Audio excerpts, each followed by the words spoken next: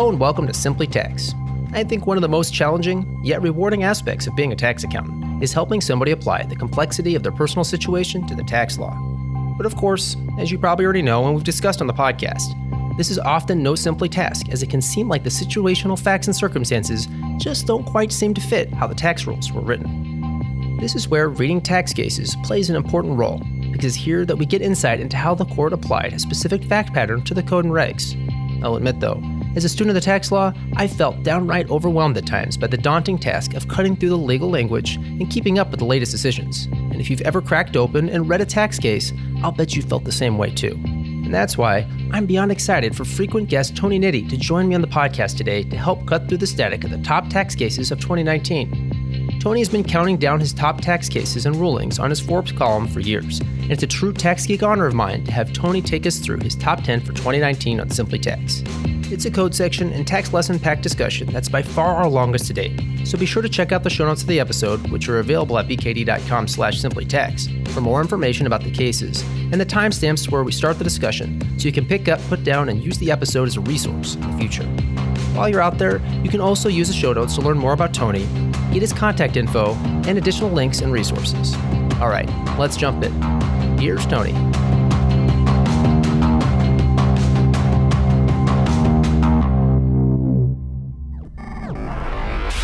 Simply Tax.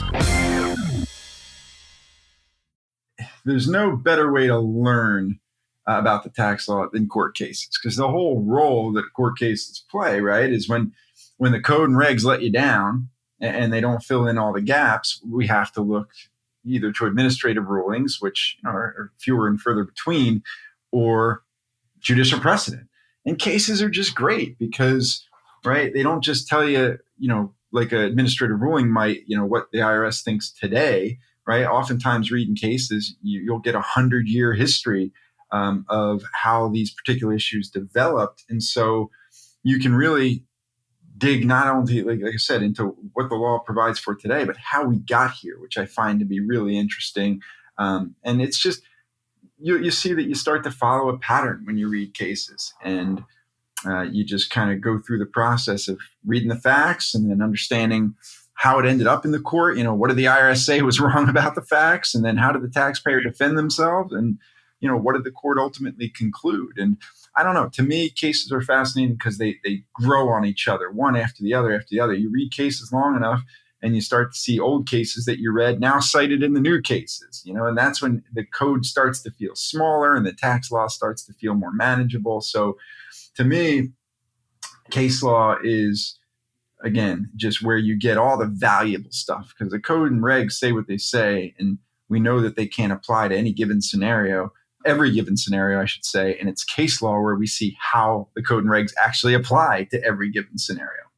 It's definitely interesting to see them in action. I don't know. I guess I'm always like learn by, watching or seeing how things are applied. And you definitely get that with the cases. But, you mentioned that it kind of, as you do more of it, it makes it seem smaller and you kind of get your arms wrapped around a little bit more, or to the extent that you can, right? The Internal Revenue Code's a beast in and of itself. But, if you're kind of starting out, or maybe even someone that's further along in their career, these things are challenging. They're written in legal language that sometimes is a little bit intimidating. Do you have any tips for tackling them?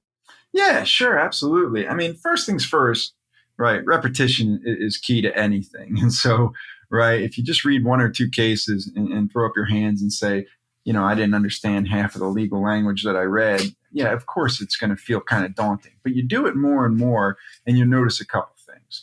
One of the things you'll notice is like, look, right, I understand that there's always, something better we could be doing with our time, theoretically, than reading a case. And so you want to, if you can, take some shortcuts here and there. But, when you print up a case and read it, you'll start to see over time that, okay, maybe when a case goes through kind of a discussion on procedural elements or something like that of how we ended up in the court, I can skip over the procedural elements if that's not something that particularly interests me. Or you get to the end of the case and it reaches its conclusion, and now it devotes 4 pages to figuring out if the taxpayer is subject to penalties, unless the penalties interest you in that particular case, you can skip over those as well. And suddenly the case gets a lot shorter. And so with repetition, you kind of learn what you're looking for. And as I said before, really what you're looking for is probably 5 or 6 things. You're looking for, number one, right? If you're not reading a contemporaneous case, you want to know what year is the case that you're reading from so that you understand that, hey, yeah, it's an interesting case, but it's also 40 years old, so it may not be good law today. And then 2, you want to also note what court's it coming from, right? And that's one of the things I teach my grad school kids, because if it's the tax court, it's one thing. If it's a Supreme Court case, right, then your ears have to perk up, and you got to put a little extra weight in every single word in the case, because you know it's going to have serious precedential value as you go forward. And then, you want to read the facts. And the biggest thing about the facts is to have faith. And what I mean by having faith is understanding that the people who write these opinions know what they're doing. And so you can't kind of zone out reading the facts section because these people know what they're doing. Every single fact in the case, if they've done their job right, and they usually do, every single fact is going to be relevant in reaching the conclusion, right? There's not a single fact that you're going to find in the case that's not going to factor into the conclusion. And that's something that took me a while to realize when I started reading cases. But, you'd see something subtle like, the taxpayer dropped out of high school in 9th grade. And you're like, man, that seems unnecessary. Why are they piling on the guy for dropping out in 9th grade? And then you get to the conclusion section, and they start talking about penalty relief, and they talk about the fact that, a reasonable basis for making the determination, and hey, this guy only had a 9th grade education, he shouldn't have known any better. And you're like, oh, wow, okay, that mattered. And so you realize that the facts section is where the gold is, because, everything that's in there is going to come back around. And so, you're focusing on the facts section, and then you want to always take note of what went wrong. How did we end up in court? What did the IRS say that was different? So what's the IRS's argument? How did the taxpayer defend themselves against that argument? And then, of course, the conclusion and the body of law. One of the things that I used to do, and man, I know how this sounds, trust me, but I think you and I have done away with any pretense that we're not giant dorks. One of the things I used to do is actually kind of chart them all out when I would read them, right? I would chart out the year in the court, and then the facts, and then the IRS argument, taxpayer position, the conclusion. And then for important cases like Supreme Court cases, when I was reading, stuff like that, I would actually challenge myself a little bit, play a little game, and say, hey, a Supreme Court case is going to be cited in the future. When I read this the first time, can I pick out the 1 or 2 sentences in the conclusion section that I think I'll hear from again? Like which sections, what sentences will future courts be citing and quoting from this case? And it just helps you to kind of, understand, like if you get that right, then that tells you that you really absorbed the main point of that case. And so it's something that I used to do. It's something I encourage my grad students to do. You reach a point eventually where you don't have to chart this stuff out. But at the beginning, it can become very useful to just make sure you've kind of extracted all the salient points from the case that you're reading. Kind of turn it into, almost a challenge, a game, if you will, almost for yourself, a tax geek game. I don't know, something like that. That's exactly what it is. The tricky part I find too with all these, the cases is kind of keeping up with them. And obviously you've been on the podcast before where you've given your background, and, you're just an incredibly busy guy, man. I mean, the kids, the mountain biking, the teaching that you talk about, in addition to being a partner at Reuben Brown. I mean, how do you kind of manage that and kind of keep up on it without it kind of getting overwhelming? Here's the cool thing about reading. Sorry, but to read a court case, you don't have to sit in a well-lit room in a leather chair with a fire behind you and a pipe in your hand and carve out your 2 hours of reading time, right? Reading can go with you. Reading can travel. And, there's kind of this running joke I have with this one guy in my town who's the father of one of my kids' friends. And it just seems like whenever I stumble upon the guy, he catches me reading court cases or tax law out and about, and he just looks at me and shakes his head and sometimes he'll make a joke about it. But like he walked in, I'm getting my hair cut, I'm reading tax law, right? I go to my kids' swim meet, and those things are 6 hours pretty much between races. And it's like, what else am I going to do? I'm going to read tax law. There's times where I walk the dog and I got the leash in one hand and I got the court case in the other. And so, like I said before about reading court cases or just reading about what your job is in general, whether it's tax law or anything else, is there's never going to be an hour or 2 hours in your day or week where you're like, I got nothing going on. I'm going to sit down and read. Like there's always something better to do. And so it's just about making the effort to figure out when you're going to get that done. And that's the beautiful thing to me about reading, right? You print up an 8, 12, 20 page court case and the reading travels with you. I mean, I read in line at the grocery store, and I read, like I said, walking to and from my house with the dog. And it's just, you find a way to get it done, because if you're waiting for, like I said, that perfect scene where you carve out your reading time and settle into your favorite reading chair, it's not going to happen, right? It's certainly not how my life is going to work. I'm cranking out my court cases in between 100-meter freestyle races. You're right. If I wait around for that, man, who knows? I'd have a pretty big stack of cases to get to by the time I got around to it. That's for sure. Well, that's exactly it. But I think people sometimes use that as a reason to not get it done. I don't have the time. I don't have the time. It's like, how much of my daily life is wasted motion, where I'm standing somewhere doing something where I have to, wait on something to happen. But in the meantime, I could be reading something, right? The hardest part of reading court cases is getting them printed up. Once they're printed up, reading travels with you. You can go anywhere you go. There you go. So you spent the calendar year of 2019, like you have most years here, and reading cases, and you've kind of gone through and you've picked your, do we want to call it your top 10, or it is 10 cases that kind of hit the top of your list? How do you pick them? How do you pick your top 10 or the ones that we're going to be talking about?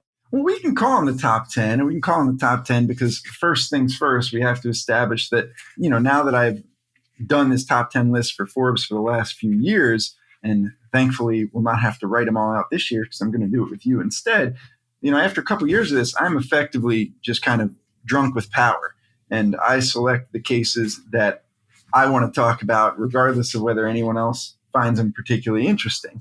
And I'm joking, obviously, but what I mean here is these 10 cases, I mean, they're not huge cases, all of them. They don't all have giant implications, but every case in my 10 always has to satisfy kind of one of two requirements. Either one, it does need to be a significant case, right, that potentially has far-reaching implications. Or two, failing that, because you're probably not going to get 10 of those in a year, what I actually enjoy more are the cases that really require you to kind of navigate provisions of the code that we work in all the time. Because this goes back to kind of how we started our conversation, you and I. That's where I learned so much, is how the cases apply a specific fact pattern to the code and regs. And so I love cases that have a lot of educational value. And there may not be big dollars at stake. And, again, it's not something that's breaking news when it's decided, but I don't care. When I'm looking at a case and saying, boy, I would love to teach this to a firm or teach this to the grad tax class, because it really helps drive home how some of these intricacies of the code and regs apply. That's why they ultimately make my list. I also, and when I joke about being drunk with power, listen, I like what I like, right? And so the biggest case probably of the whole year was that, I don't know how you pronounce it, the Kessner case, the state and local case, the trust income. But look, I hear state and local, I hear trust income, I check out, right? That's not my cup of tea. And so that's what I mean about being drunk with power. There could be international cases that are bigger and state and local cases that are bigger. I'm not getting into them. I like what I like. And until somebody else is writing their own top 10 list, I get to pick what I want, Damien. That's how I settle on them. Hey, I like it. That sounds good to me. I mean, I think we throw in a hear ye. These are the top 10 cases. That's just it. That's it. Because Tony said so. Somebody else can do their own 10 if they don't like mine, but I like mine. I think that the point is, every one in these 10, if you're not learning something when we talk about them, it's because I'm not doing my job. The cases are fine. It would be me that's the weakness. Why don't we jump in then? First case that you teed up is Gaylor versus Mnuchin, which is a U.S. Court of Appeals case. And we'll put all the sites and all that in the show notes so that everyone can kind of go back and take a closer look. But I guess there's a place to start. It's a Seventh Circuit case, right? So out of Chicago here, where I'm sitting at the moment. This case dealt with Section 107, if I'm not mistaken. What is Section 107? 107 is interesting, man, because people always lament the way that the code is written and just how wordy it is and subsections upon subsections. 107 is like 3 sentences. But despite being 3 sentences, it has caused all sorts of headaches for the IRS and even for Congress over the last 100 years. So yeah, you can't confuse kind of brevity with simplicity when it comes to the tax law. But here's what 107 does, right? To understand kind of how it came to be, we got to jump in the old Wayback Machine here and actually go back to the inception of the income tax, right? So we're going back to 1913. The 16th Amendment is finalized. We now have the right to enact an income tax. And as we're going to kind of cover in a couple of our cases today, the 16th Amendment, right, it allowed for Congress to have very broad powers to tax income. And income was again, very broad at that time. It was income from any source derived effectively. And so right away, Congress started taking steps to narrow the scope of the income they could tax. And one of the ways they did that is this judicial doctrine started popping up that we all know today called the convenience of the employer doctrine. And in its most simplest application, basically, it just said, hey, look, if you're an employee of an employer and that employer gives you a place to live because they need you to live there to do your job, you can exclude from your income the value of that employer provided lodging. Okay. And so it was just a judicial doctrine back then, but it did not apply to what we would call ministers of the clergy, right? So you've got your priests and your pastors and so on and so forth. And so they said, well, wait a minute, we want to make sure that there's some benefit here as well for, religious type employees. And so early in the 1920s, they added to the code what would eventually become Section 107.1. And 107.1 just said, hey, look, if you are a minister and your church provides you, and minister is defined very broadly, it applies across religions, obviously. But if you are provided a lodging to live in, then you can exclude the value from your income. And so that's what 107.1 did. And it stood that way until the 1950s when they added Section 107.2. And 107.2 took it a step further. And it said, all right, some churches may not be able to offer a house, to their, the ministers. And so instead they may pay them a cash allowance that the minister then goes out and uses to rent a place. And we are going to say under 107.2 that if you do that, that rental allowance is also going to be tax-free. And so that's kind of where 107 stands today, right? Ministers of the clergy, they can exclude the value of the house, they can exclude rental allowance, and it's significant. I mean, listen, I've never dealt with 107 in my entire career. I've written about it a ton because it's been fascinating, but I've never dealt with it. But it provides an annual benefit of about $700 million to ministers of the gospel. Boy, for as short as 107 reads, I always forget the initial language, whether it's, I was just saying minister of the clergy, but it's actually minister of the gospel, which I'm sure is different. So I'll correct it from this point on. But yeah, so ministers of the gospel are excluding, $700 million of basically minimizing or escaping, I should say, $700 million of tax every year by virtue of Section 107. So it is a big deal. In this case, obviously, we had the Freedom from Religion Foundation suing the IRS. What was the suit and what was the grounds here for the case? The case kind of starts off just kind of with some interesting theater, right? So Freedom from Religion Foundation, right, they didn't like Section 107. Why not? Well, first of all, who's the Freedom from Religion Foundation? Freedom from Religion Foundation was a group that did exactly what you would suspect a group called the Freedom from Religion Foundation would do. They traveled around the country and they espoused the dangers of religion and urged the need to keep separation of church and state, handed out pamphlets, whatever it is that they did. And they had, 3 kind of people who led the charge. And those 3 people were paid a rental allowance, okay, that they used to go out and rent a house that they would live in.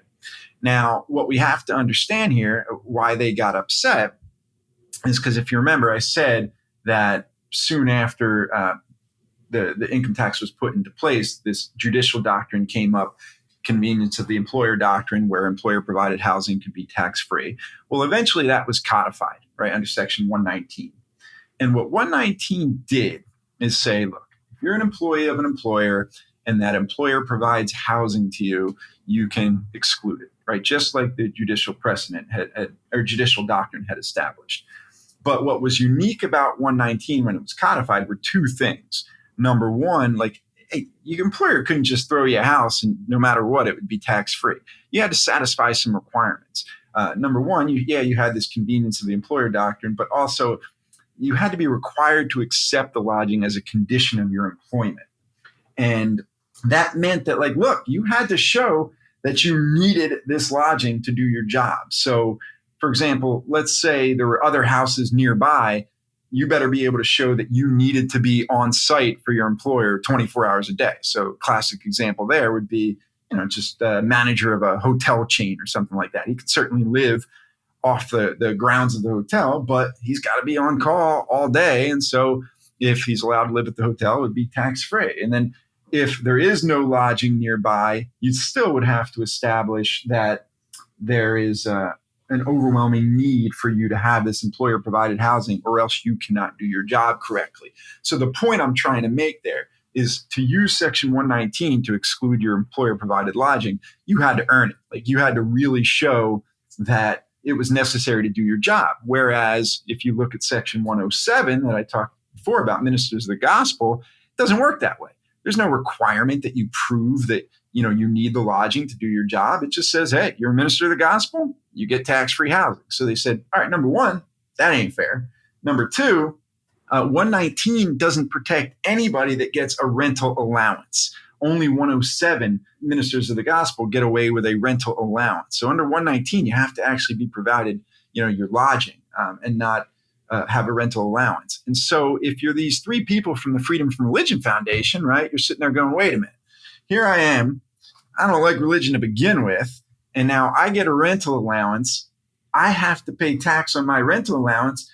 But if I were a minister of a gospel, I'd be able to exclude that. How is that possibly fair? And they said, I'm basically doing the same thing a minister of a gospel does. It's just that I'm preaching anti-religion instead of for religion. So I don't see why they get a break and I do not. And so they sued the IRS, almost a decade ago now, to say 107 is flat out unconstitutional. And ultimately, that's why this case makes our list, because anytime something's being challenged as unconstitutional, we got to perk up and take notice a little bit. And so they said it's unconstitutional because, in our cases today, we're going to run through three different amendments. But in the First Amendment, we have this Establishment Clause. And the Establishment Clause just says, hey, the government, right, including Congress here, right? Congress can't make any law that either one, chooses a national type religion, or two, prefers one religion over another, or three, and most relevant to this case, prefers religion over non-religion. And so they sued and said this is in violation of the Establishment Clause. And that kicked off really a fascinating kind of 6-year period of litigation that just culminated in the 2019 case we're going to talk about. But just to kind of briefly recap where we are, in 2013, it went to a Wisconsin district court, and the court said, you know what? We agree with you. We'll talk about why in a couple minutes, but we agree. It violates the Establishment Clause. It's not constitutional. And so for a brief period there, Section 107 just kind of ceased to be. But it didn't take long because it was rushed through to the Court of Appeals in the Seventh Circuit, and the Seventh Circuit came back and reversed. But what's fascinating is they didn't reverse because they said, hey, we've done the math here. We've kicked the tires, and it is, in fact, constitutional. No, they reversed for a fascinating reason. And it was because they said, hey, you three from the Freedom of Religion Foundation, you don't actually have legal standing to challenge whether 107 is constitutional because you were never harmed by 107. Why were they never harmed? Because they had never actually claimed that the rental allowances were tax-free, only to have it denied by the IRS. And so, I said earlier today, sometimes you can skip through the procedural aspects of a case, but here the procedural aspect was the key, because they said, if you had actually gone through the steps of claiming your rental allowance was tax-free under 107.2 and then had it denied, then you would have legal standing to challenge, but you actually never bothered to claim it was tax-free, and so they threw it out of the court. And so, as you can imagine, Damien, that didn't put an end to Freedom from Religion Foundation, because all they did was what? They went back, filed some amended returns, claimed that the rental allowances were tax-free, and then sat around waiting for the IRS to inevitably deny them, which they did. So then in 2017, it went back to the district court in Wisconsin, and the district court said again, for the same reasons, it's still unconstitutional. We're throwing 107 out. And of course, it went quickly to appeals. And in 2019, that's how we got to the case we're in now, where it lands back in front of the Seventh Circuit. And it's up to the Seventh Circuit to decide for a second time whether or not 107 violates the Establishment Clause. That's an interesting background. Again, that's where you get to some of these fascinating aspects of procedure and all the technicalities that matter so much in these things, right? I mean, before you can even get to the technical issue, you got to get through all the procedural hoops, I guess, if you will, right? It's hilarious, right? This is extended for 6 years just because they didn't bother to first claim the rental allowances were tax-free before going to court. Right. And the funnier thing is, of course, that the district court, before it got to the Seventh Circuit, had spent a bunch of time deciding whether or not they had legal standing, and the district court decided they didn't. And then the Seventh Circuit just kicked it right out of there. But here they are. Now they find themselves in 2019 back in front of the Seventh Circuit. Okay. Now we've got a very important decision for the Seventh Circuit. Is, right, Section 107, does it violate the Constitution? Does it violate the Establishment Clause?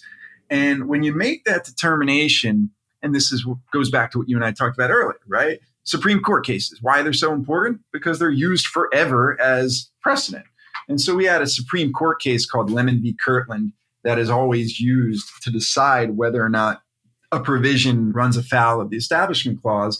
And I'll kind of keep it brief here for our purposes today. There's actually 3 tests that you have to pass, and you have to pass all of them under Lemon v. Kirtland in order to, not violate the Constitution here. But the first one, the most important one, the most relevant one for our purposes that we'll talk about today is, hey, if you're going to pass Section 107 and put it in the law, there's got to be a non-religious, secular reason for passing the law. It can't be specifically for the benefit of religion versus secular employees. And so this was ultimately the IRS's undoing in the 2 district court cases, because the district court in both situations said, we just don't see it. We don't see any secular purpose for passing Section 107 because, as you point out, Freedom from Religion Foundation, 107 provides 2 benefits it doesn't provide to secular employees. Number one, you get to take the exclusion even if you can't prove that you need the house to do your job. And number 2, you get to exclude a rental allowance, whereas other people can't. And so now it was up to the Seventh Circuit to look at the same facts and say, is this true, right? Or was there a secular purpose for passing the law?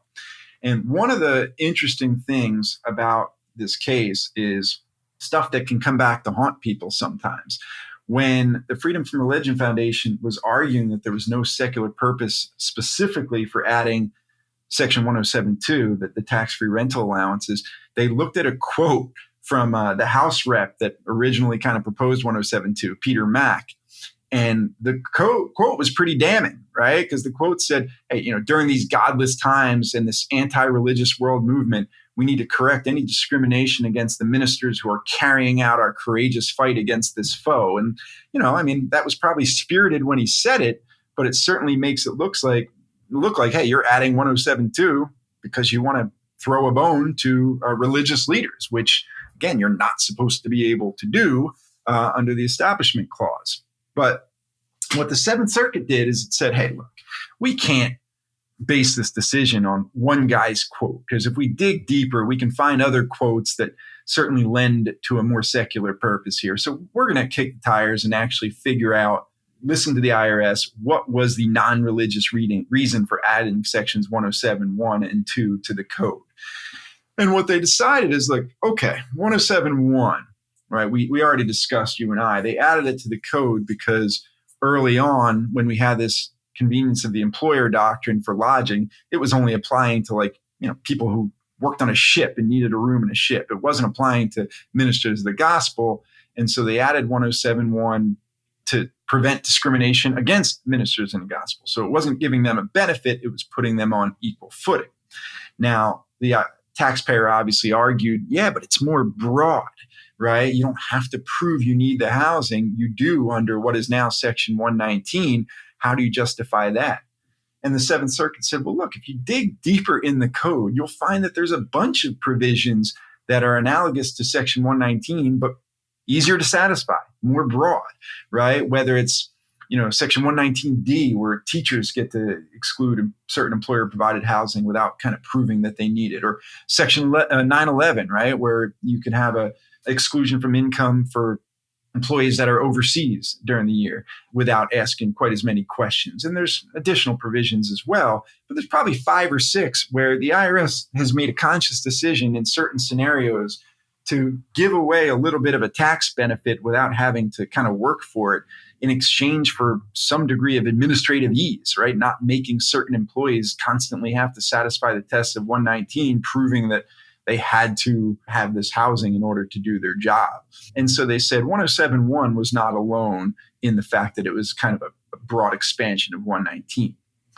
Then when they looked at 107.2 being added to the code for the tax-free rental allowance, what they said here is we were not preventing discrimination, between secular employees and ministers of the gospel. Here, what we were doing was preventing discrimination between religions, which is something we need to do as a government. Because think about it. 107.1 says your church gives you a house to live in, it's tax-free. Okay, well, not every religion, not every church, right, can afford to go out and buy a house. And so if they throw you some money as a rental allowance instead, and you go out and use that rental allowance to pay rent on a house, well, it wouldn't be particularly fair if just because your church didn't have the wherewithal to buy a house, you had to pay tax on that, whereas the big church ministers didn't have to. And so they said, we're just trying to equate the treatment between big churches and small churches. And then the last thing they pointed out, and this actually becomes relevant for another case, another section of the Lemon v. Kirtland test, I should say, is the reason we made 107 easier to manage than 119 is one of the things you have to do as a government when you pass a law that you don't want to run afoul of the Establishment Clause is make sure whatever law you pass doesn't create additional or excessive entanglement between government and religion, right? That's something we're always very wary of and careful of. We don't want to create any additional entanglement. So by making 107 more broad and not having to, bust down the doors of these houses on church grounds and make sure the ministers need them to do their job, we're preventing the need for government to stick its nose in religion business more than it probably has to. And so based on all of those concepts, the Seventh Circuit said, you know what?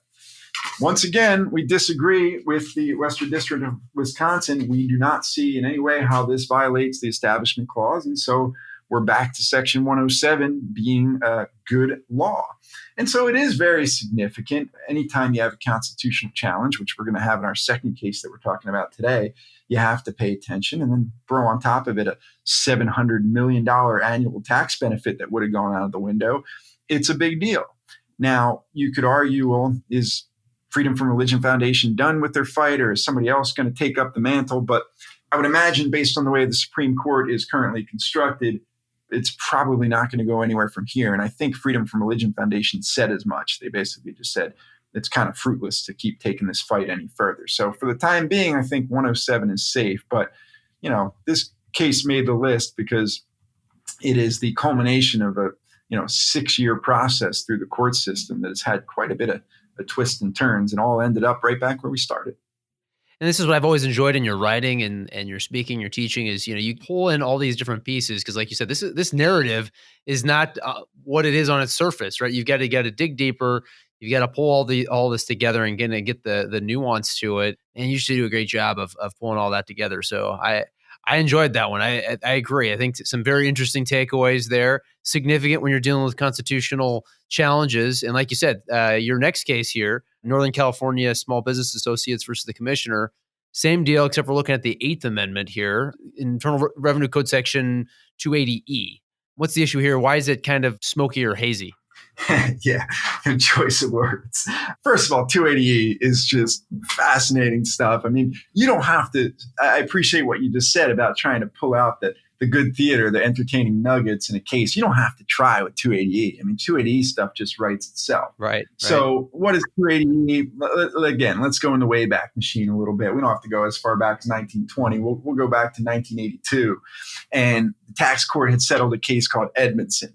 And anyone that's kind of learning about the tax law that just, again, wants a great read, pull up the Edmondson case, right? Because what it had to do with is a guy who had a job. It wasn't a conventional job. He was slinging coke and meth and amphetamines. And, he got caught. And when you get caught, the IRS will obviously recreate your income. But when they recreated his income, right, they also allowed him to take all of his deductions. And if you read the case, like, I'm serious, like travel expenses between drop-offs and the $50 he paid for a scale, right, to weigh his deliveries, to weigh his drugs, was fully deductible.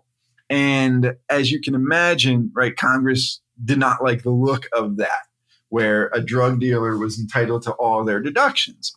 And so in 82, they adopted Section 280 Cap E. And at the time, didn't matter much. But the way things have changed in this country, it now matters dramatically. And 280 Cap E just says, hey, look, if you are trafficking in a controlled substance, then basically all of your non-cost of goods sold deductions, so all of your kind of general and administrative deductions of carrying on that trade or business of trafficking in a controlled substance, none of them are deductible. You don't get to deduct any of your non-cost of goods sold deductions. And the reason you can deduct cost of goods sold is kind of fascinating. We'll come back to that here in a couple of minutes. And so what 280 Cap E just did is say, hey, you sell drugs, you got to report your income, you deduct your cost of goods sold, whether you're growing it or buying it, and then that's it. You got to pay tax on the rest. So you can imagine why that's become a big deal, because what has exploded over the last couple of decades is state legal marijuana. And so these completely legal marijuana facilities find themselves in a bit of a conundrum because, yeah, they might be legal from a state perspective, but from a federal perspective, unfortunately, marijuana is still squarely implanted on Schedule 1 of the controlled substance list. And so it creates this crazy dichotomy where you're running a business that is 100% legal from a state law perspective, but from a federal perspective and a tax code perspective, right, still illegal. And so these marijuana facilities routinely have the IRS kind of kick down the doors and say, we're adding back every single non-cost of goods sold expense that you have, and you have to pay tax on nothing but income minus your cost of goods sold. And it tells you how lucrative those businesses could be, because any other business would have been taxed out of existence by now. But the marijuana facilities can somehow survive paying tax on their revenue minus their cost of goods sold, which is pretty amazing. And so if you go back through the last 20 years, you see no shortage of challenges to 280 Cap E. But this one is particularly fascinating because, right, we already dealt with the First Amendment, the Establishment Clause. Now, in this case, we actually pull in two separate amendments that really helps us understand just about how the tax law developed at its core. But we'll start with the Eighth Amendment, right? And the Eighth Amendment, everybody's heard about it, even if they don't think they've heard about it. And the Eighth Amendment is the one that, says that you basically can't have cruel and unusual punishments, or, people always hear that term, but right before cruel and unusual punishments, it says you can't have excessive fines imposed. And so here we had this marijuana facility, right, Northern California Small Business Assistance, who said, if you add back all of our G&A expenses, that amounts to an excessive fine. And as a result, it violates, right, the Eighth Amendment. And so it's unconstitutional. 280 Cap E is unconstitutional. And then it came loaded with a couple backup plans. They said, all right, even if it's constitutional, 280 Cap E only adds back what we call Section 162 expenses, which we'll delve into throughout our cases here today as well. 162 are your ordinary and necessary operating expenses, but they said it doesn't cover other provisions like 164 for taxes or 167 for depreciation. And then they made another last-ditch appeal, which other people have tried to make. They said, well, when 280 Cap E uses the word trafficking and says it applies to trafficking in a controlled substance, trafficking has a connotation of doing something illegal. And since these businesses are state legal, 280 Cap E shouldn't apply because that wasn't what the intention here is. And so that was the argument by the taxpayer.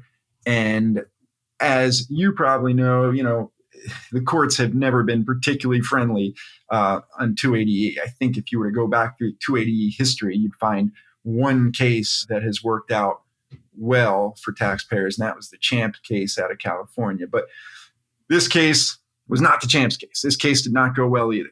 You listed the arguments that the taxpayers put forth here, kind of seem reasonable, but why, I guess, then did the tax court reject them? All right, let's take them off one by one. And then what's really neat about this case is, and this is why reading cases, you never know what you're going to learn. The real meat of this case, in my mind, isn't even in the regular decision. It's in the dissenting opinion, but we'll get to that in a second.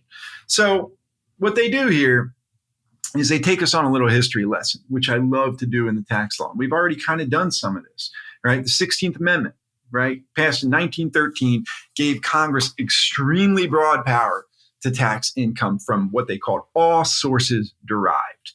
And so we know that Congress can tax income, but of course, then for the next 100 years, we've had to define what is income, right? How do we define it? And we go from cases like Eisner v. Comer to Glenshaw Glass. And, this 16th Amendment would become a big deal again if Elizabeth Warren or Bernie Sanders were to pass a wealth tax. And so trying to understand what is covered by the 16th Amendment, the ability to tax income, isn't going anywhere. It's always going to be something that plagues the tax law.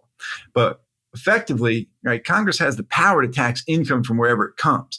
However, deductions are a matter of legislative grace. That's a term of art you'll see in court cases all the time. And so Congress can decide and pick and choose which deductions it wants to allow or disallow.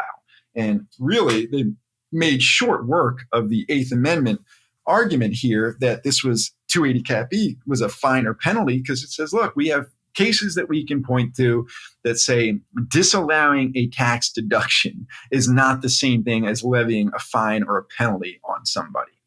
And so they really made short work of the Eighth Amendment thing, but we're going to come back to that in a little bit. And so then the second argument that 280 Cap E only applies to 162 expenses and not, say, taxes under 164 or depreciation under 167, this was just a matter of kind of reading the table of contents of the code and understanding how it all fits together. And had the taxpayer bothered to do it, they wouldn't have made that argument. Because first of all, 280 Cap E says, no deduction is allowed for trafficking a controlled substance, right, other than your cost of goods sold. So that's pretty clear. But even if you were to piece it all together, you've got kind of part 6 of subchapter B of chapter 1 of the code that says, hey, here are all the deductions people get and businesses get. And it starts with code section 161. But this is subject to the exceptions that are listed out in part 9 of subchapter B of chapter 1. And that part 9 is sections 261 to 280 Cap H.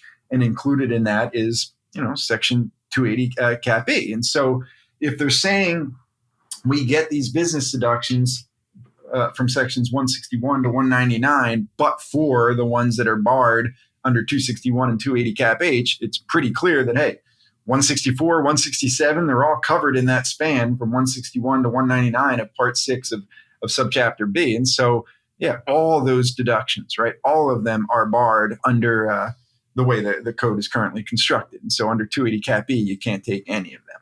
And then finally, they just kind of threw away this whole notion that trafficking had to have an illegal connotation. They said, we're not going to play word games with you, right? Trafficking doesn't necessarily mean it's illegal. It just means you're trafficking drugs. You're moving drugs from here to there, or you're moving something from here to there. And so the court made quick work of it. And again, if you stopped right there, you'd say, hey, this is just another run-of-the-mill 280 Cap E case that goes against the taxpayer. But what makes it interesting, right, is sometimes you got to keep reading. And here, after the conclusion, you get to Judge Gustafson's dissenting opinion.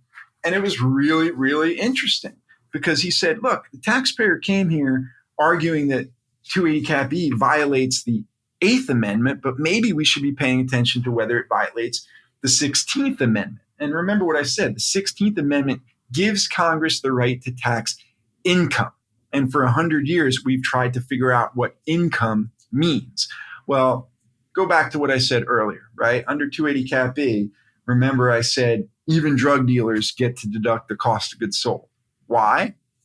Because if they weren't allowed to, right, Congress and the IRS know full well that it would be challenged under the 16th Amendment and they'd lose in a hurry because you're allowed to tax income, not kind of gross revenue. So in a simple context, right, if I pay $100 for Facebook stock today and sell it for $300 in a year, I have $200 a gain. Congress doesn't get to tax me on the $300 I sold it for, right? They only get to tax me on my income under the definition of the 16th Amendment. And so, I have to reduce my income by basis in that context or in the context of cost of goods sold in terms of an operating business. And so that is why you're allowed to deduct cost of goods sold, because they want to make sure you're only being taxed on your income and not your gross revenue.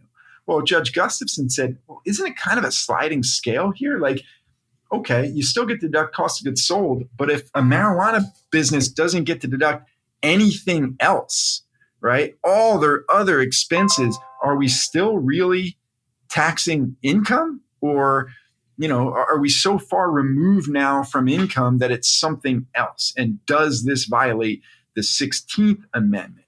And I found that fascinating and wonder if it might, provide a window into future litigation. And then even without that, he came out and said it also might violate the 8th Amendment, because I'm sorry, what is 280 Cap E if it's not tantamount to a penalty for an unlawful act? And so isn't that a fine or penalty? The problem is, though, Damien, even if 280 Cap E were held to be a fine or penalty, remember, to violate the 8th Amendment, number one, it would have to be an excessive fine or penalty. And we don't know if 280 Cap E, I don't know how you make a determination whether it's excessive. And then even if it were excessive, it begs the question, does it apply to a corporation or only to an individual? And so there's other threshold questions that need to be answered. But I found it really fascinating that Gustafson did what he did, which is say, if 280 Cap E is adding back every deduction other than cost of goods sold, are we really even taxing these marijuana facilities' income anymore? Or is it something that doesn't resemble income that could violate the 16th Amendment? And so I think that is one to keep our eyes on. And like I said, in 2 cases we've covered, you and I, we've gotten through 3 of the amendments in the Constitution. So we're off to a good start.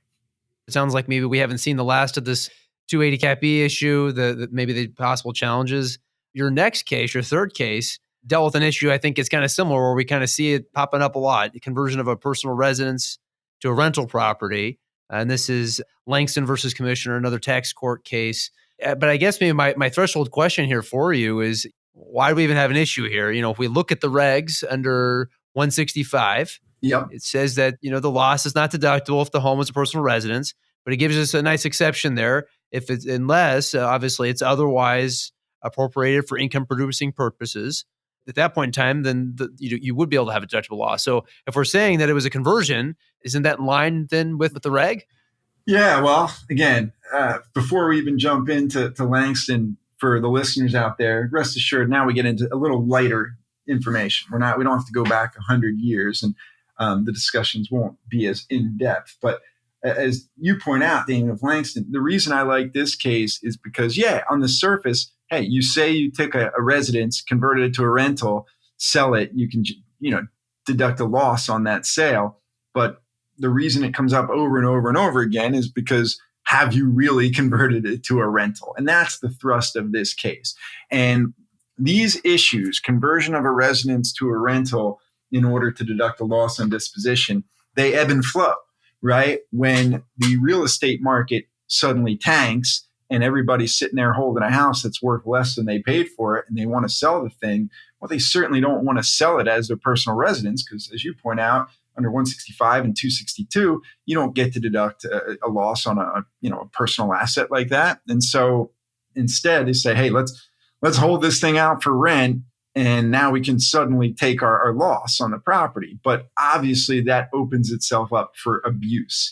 And that's where the Langston case comes in. And I think it's a great way to kind of illustrate some things that we need to be looking for. And so, just quickly to run through the facts of Langston, and people see facts like this all the time. And when we look at the years that were involved, we understand kind of why it might be, because this is when the real estate market started to turn, right? So husband and wife bought a home in 1997, lived in it to 2005. Around 2001, it had been appraised at only around $300,000. But in 2005, they move out and they leave that thing vacant while they start renovating, right? And renovations were not quick. The renovations were going on all the way into 2011. And so 2011 comes around, nobody's been in this house, right? It's just been sitting there. And their homeowner's insurance came to them and said, look, you keep this house vacant and we're going to drop the insurance policy. You can't keep it going like this. And so finally they felt compelled to find a tenant, but they didn't hold it out for rent. They used word of mouth, and they ended up renting it to the one of his frat brothers, for $500 a month, when the fair market value of the rental at that time was 5 times that or so. It was about $2,500. Okay. And so they ended up selling the house in 2013 for $540,000. But even though it had been appraised, at only $290 back in 2001, they said their basis plus everything they put into it for renovations had driven that basis up all the way to over $1 million. So you got $1 million basis, you got a $540,000 sales price.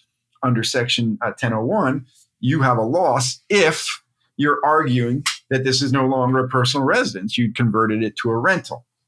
Now, there's other aspects here that don't get addressed in the case that I just think the listener should obviously know about. Well, let's think about this situation, right? Let's say you buy a house for $500,000 and then the value goes down to $300,000 and you move out and you convert it into a rental and then you sell it a year later or 2 years later for $200,000.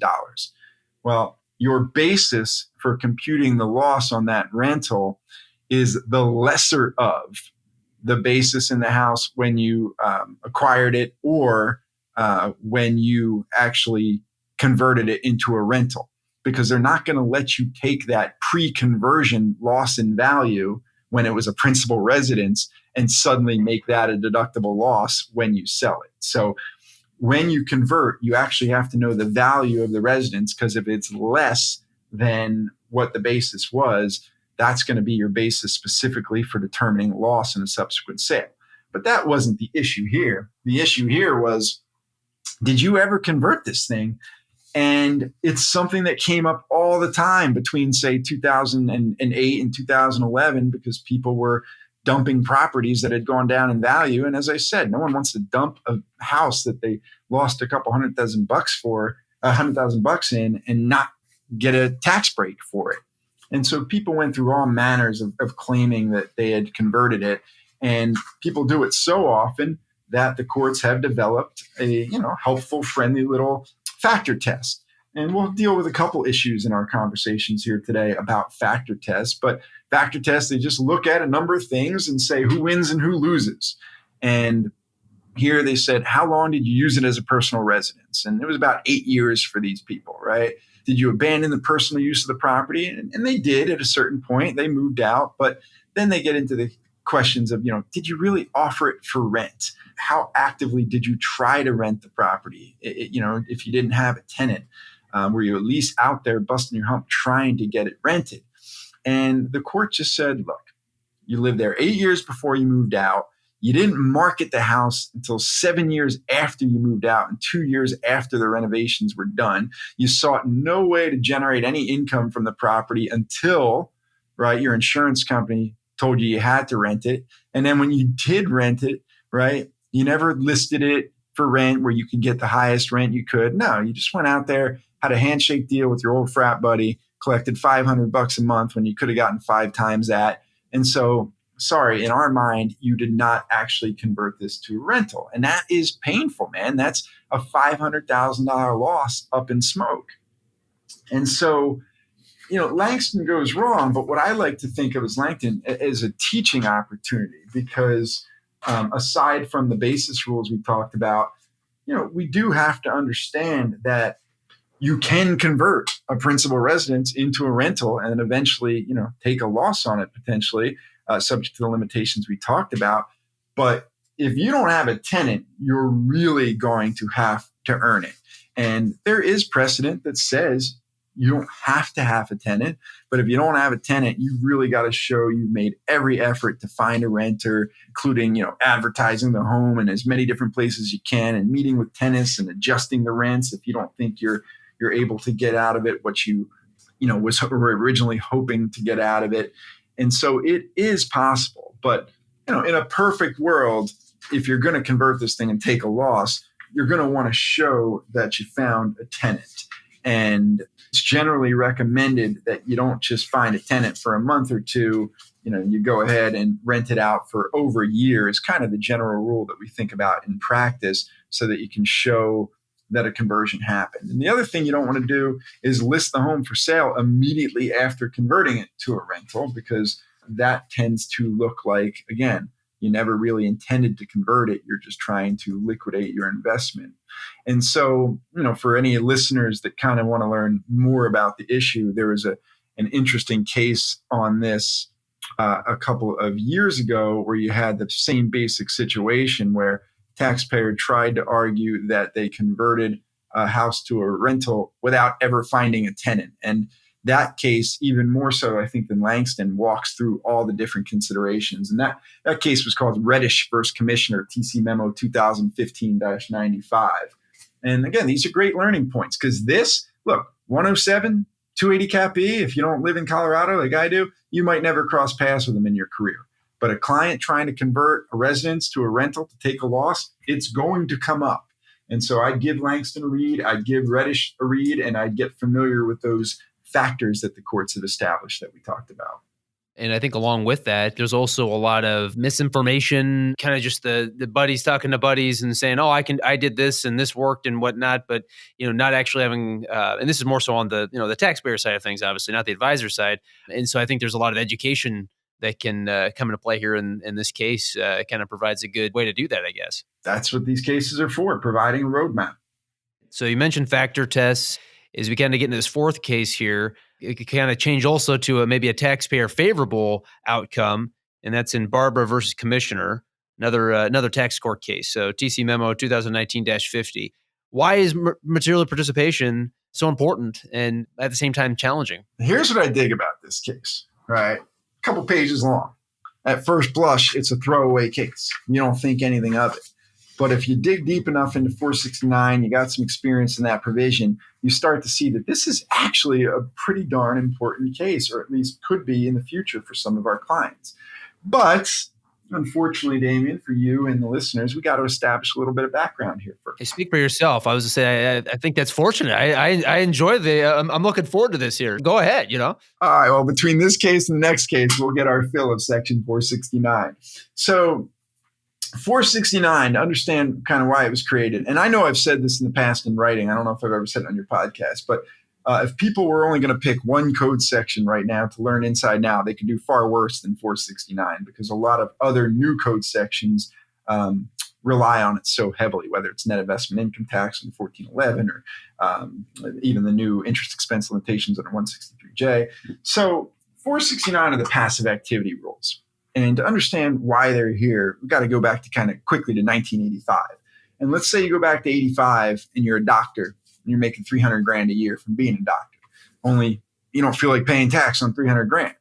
So what do? You take some money, you take out a big mortgage, you buy a single family residence, you rent it to your frat brother, like in the last case, and you generate a big loss from depreciation deductions and interest expense. And let's say you take a $100,000 loss, you offset your $300,000 of income from being a doctor. And now, at least you're only paying tax on $200,000. And most of that loss came from a, non-cash depreciation deduction. Well, that stuff was happening all the time, right? In the early 1980s and before that. And Congress got fed up with it. And they viewed these things to be tax shelters, right? Like these rental activities, for example, to be tax shelters. And so in 86, they enacted 469. And 469 says, from this point on, you got to look at every activity you enter into and ask the question, is it a passive activity or non-passive? And if it's passive, any loss can only be used against income from passive activity. Okay, but what in the world's a passive activity? And if you crank open 469, it's not going to jump off the page at you, but effectively, all activities go into one of two buckets, right? Number one, every rental, and this will become relevant in our next case, every rental is default passive. No matter how hard you work, no matter how much you're there, how much of your blood, sweat, and tears you put into the rental, it's passive. It's just the way it is, okay? And number two, anything that's not a rental falls into the second bucket as just being what we call a 469 trade or business. Whether those are passive or not depends on a term of art you just used. Do you, as the owner, materially participate in that activity? If you materially participate, it's non-passive. If you don't, it's passive. Now, what does it mean to materially participate? Well, the code tells you it means to be engaged in the activity, on a regular, continuous, and substantial basis, which means next to nothing, right? We're accountants. We need like numbers and tests. And so the proposed regs under 1.469-5T lay out 7 tests that we can look at to say, do we materially participate? For example, the first one, the simplest one, if you get to more than 500 hours, if you work more than 500 hours in a year in an activity, you materially participate. Okay, then there's 5 more between 2 and 7 that we don't need to get into here today. They're not relevant. But then the second one is seemingly, right, broad, and it just says under 7, hey, if all the facts and circumstances show that you materially participate, then great, you're non-passive. If you read a little further down the regs, it says you can only use that facts and circumstances test if you can show you work more than 100 hours. So it's a 2-pronged test. You got to work more than 100 hours, and the facts and circumstances has to show that you were engaged in a regular, continuous, and substantial basis. So with all that understood, go back to our doctor example. So now, after 1986, he's a doctor. Look at that activity. Is that going to be passive or non-passive, right? It's going to be non-passive. But he's got this $100,000 rental loss that doesn't matter. There's no concept of material participation for that rental generally. Even if he worked hard on the rental, it's going to be passive. He can't use the loss to offset his income. And so the IRS wins. He's paying tax on $300,000 instead of $200,000. So that's the points of the passive activity rules. And so to apply the rules, we have to understand if we materially participate when we're talking about a non-rental activity. In this case, Barbara, what makes it fascinating is guy sells his trucking company for tens of millions of dollars. And right there where you're sitting in Chicago, he goes out and buys a lending, he sets up his own lending business. So he starts this lending company, but, he blows out of Chicago for 60% of the year and he lives down in Florida. And what happens is the lending company kicks off a loss to him. Now, a lending company is not a rental. So whether he can use that loss depends on whether he materially participates. So you've got 7 tests to look at, right? But what makes this case noteworthy is typically, if you don't come locked and loaded with good records of your hours, then they tell you to take a walk, right? And you lose. But here in this case, they said, let's look at this 7th test under the -5T regulations, this facts and circumstances test. Now, you might not think that's a big deal because it's one of the 7 tests, so why wouldn't they employ it? Trust me, they never employ that test. It's very rare. Why? Because you got 6 other quantitative tests that if you hit it, you pass. So the courts have been very reluctant to say, we're going to let you use the 7th test. But here, in this particular case, they said, talk to us about your work schedule during the year. And he said, all right, I work 200 days in the year, 40% in Chicago, 60% in Florida. When I'm in Chicago, I would spend about almost 6 hours a day in the office every day that I was there. And so they do the math. They say 200 days times 40% times 6 hours a day, that's 460 hours per year. And then when I'm in Florida, I was working 2 hours a day. And so 200 days times 60%, 2 hours a day, it's another 240 hours a year. And so you come to a total of 700 hours. Now, what makes this case significant is me or you or anybody else would say, hey, the court just showed this guy worked 700 hours during the year. So why aren't, just look at test number 1 that says if you work more than 500 hours, you materially participate. But that's not what the court did. it stayed focused on the seventh test and said, all right, 700 hours is more than 100. And it shows, based on your facts and circumstances, that you were engaged in the business on a regular, continuous, and substantial basis. So you satisfy the seventh test, not the first test. And I said, it's a 5-page case. Most people would just say, this is nothing, I'm going to throw it away. But the reason I think it's relevant is because what this is telling us is that previous to this, I'm telling you, right, you show up in court without solid facts about your hours during the year, you lose. That's how it was going to go. And so I think the reason they looked at the seventh test here instead of the first test is because they accepted the fact that you don't have detailed records about your hours. And so we are going to completely ignore the first test. You can't possibly pass it. But if you can convince us that you spent more than 100 hours and were engaged in a regular, continuous, substantial basis, then we'll let you pass the seventh test. So to me, what this represents is almost like a new kind of willingness to have a last-ditch bailout where even if you don't keep contemporaneous records, you can now satisfy this seventh test purely through kind of testimony, which, again, may not sound newsworthy to anybody that looks at the -5T tests and sees that there's 7 of them and says they're all probably given equal opportunity. Well, that's just not how the law has gone in the past, right? The 7th one is very rarely ever taken into consideration by the courts. So I think that's something meaningful that hopefully we can kind of use for our clients in the future in the event that maybe they don't keep the records that we would like them to keep. It's definitely always a challenge in a conversation because there's the administration on that is not first nature to a lot of people. I mean, you and I charge our time and keep track of our time down to the quarter, sometimes less than that, right?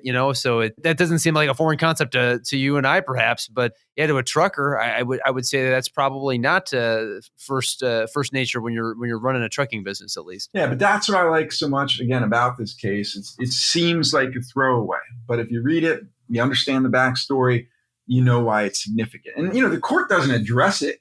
They don't say here's why we're looking at test 7 instead of test 1. So it's just a function of reading in between the lines and saying, are they showing a willingness here they haven't shown before? So you kind of teed this up here in your 5th case that you had picked in your top 10. This one's out of the Northern District of California in Oakland. It's a real estate professional case, section 469. So still living in that world, but in this case, C7. So I guess maybe kind of tee that up. We'll continue our conversation here on the passive activity loss rules. What is 469 C7? Is this perhaps even one of your favorite sections of the Internal Revenue Code? That's funny. It might actually be. And the reason I would say that it might be one of my favorites is because, as you know, I do a lot of teaching about tax law. And anytime you teach, the whole goal is to leave the students learning something they didn't know before.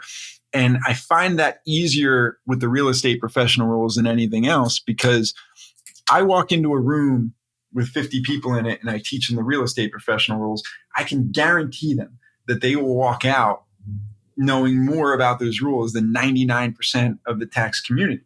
Now, that has nothing to do with either my teaching acumen or, their combined intellect. It has everything to do with the fact that no one else understands anything about the real estate professional rules. And that's not just tax advisors. I'm not, beating down our profession. Taxpayers, tax advisors, IRS agents, the normally infallible tax court judges, none of them can make sense of 469 C7.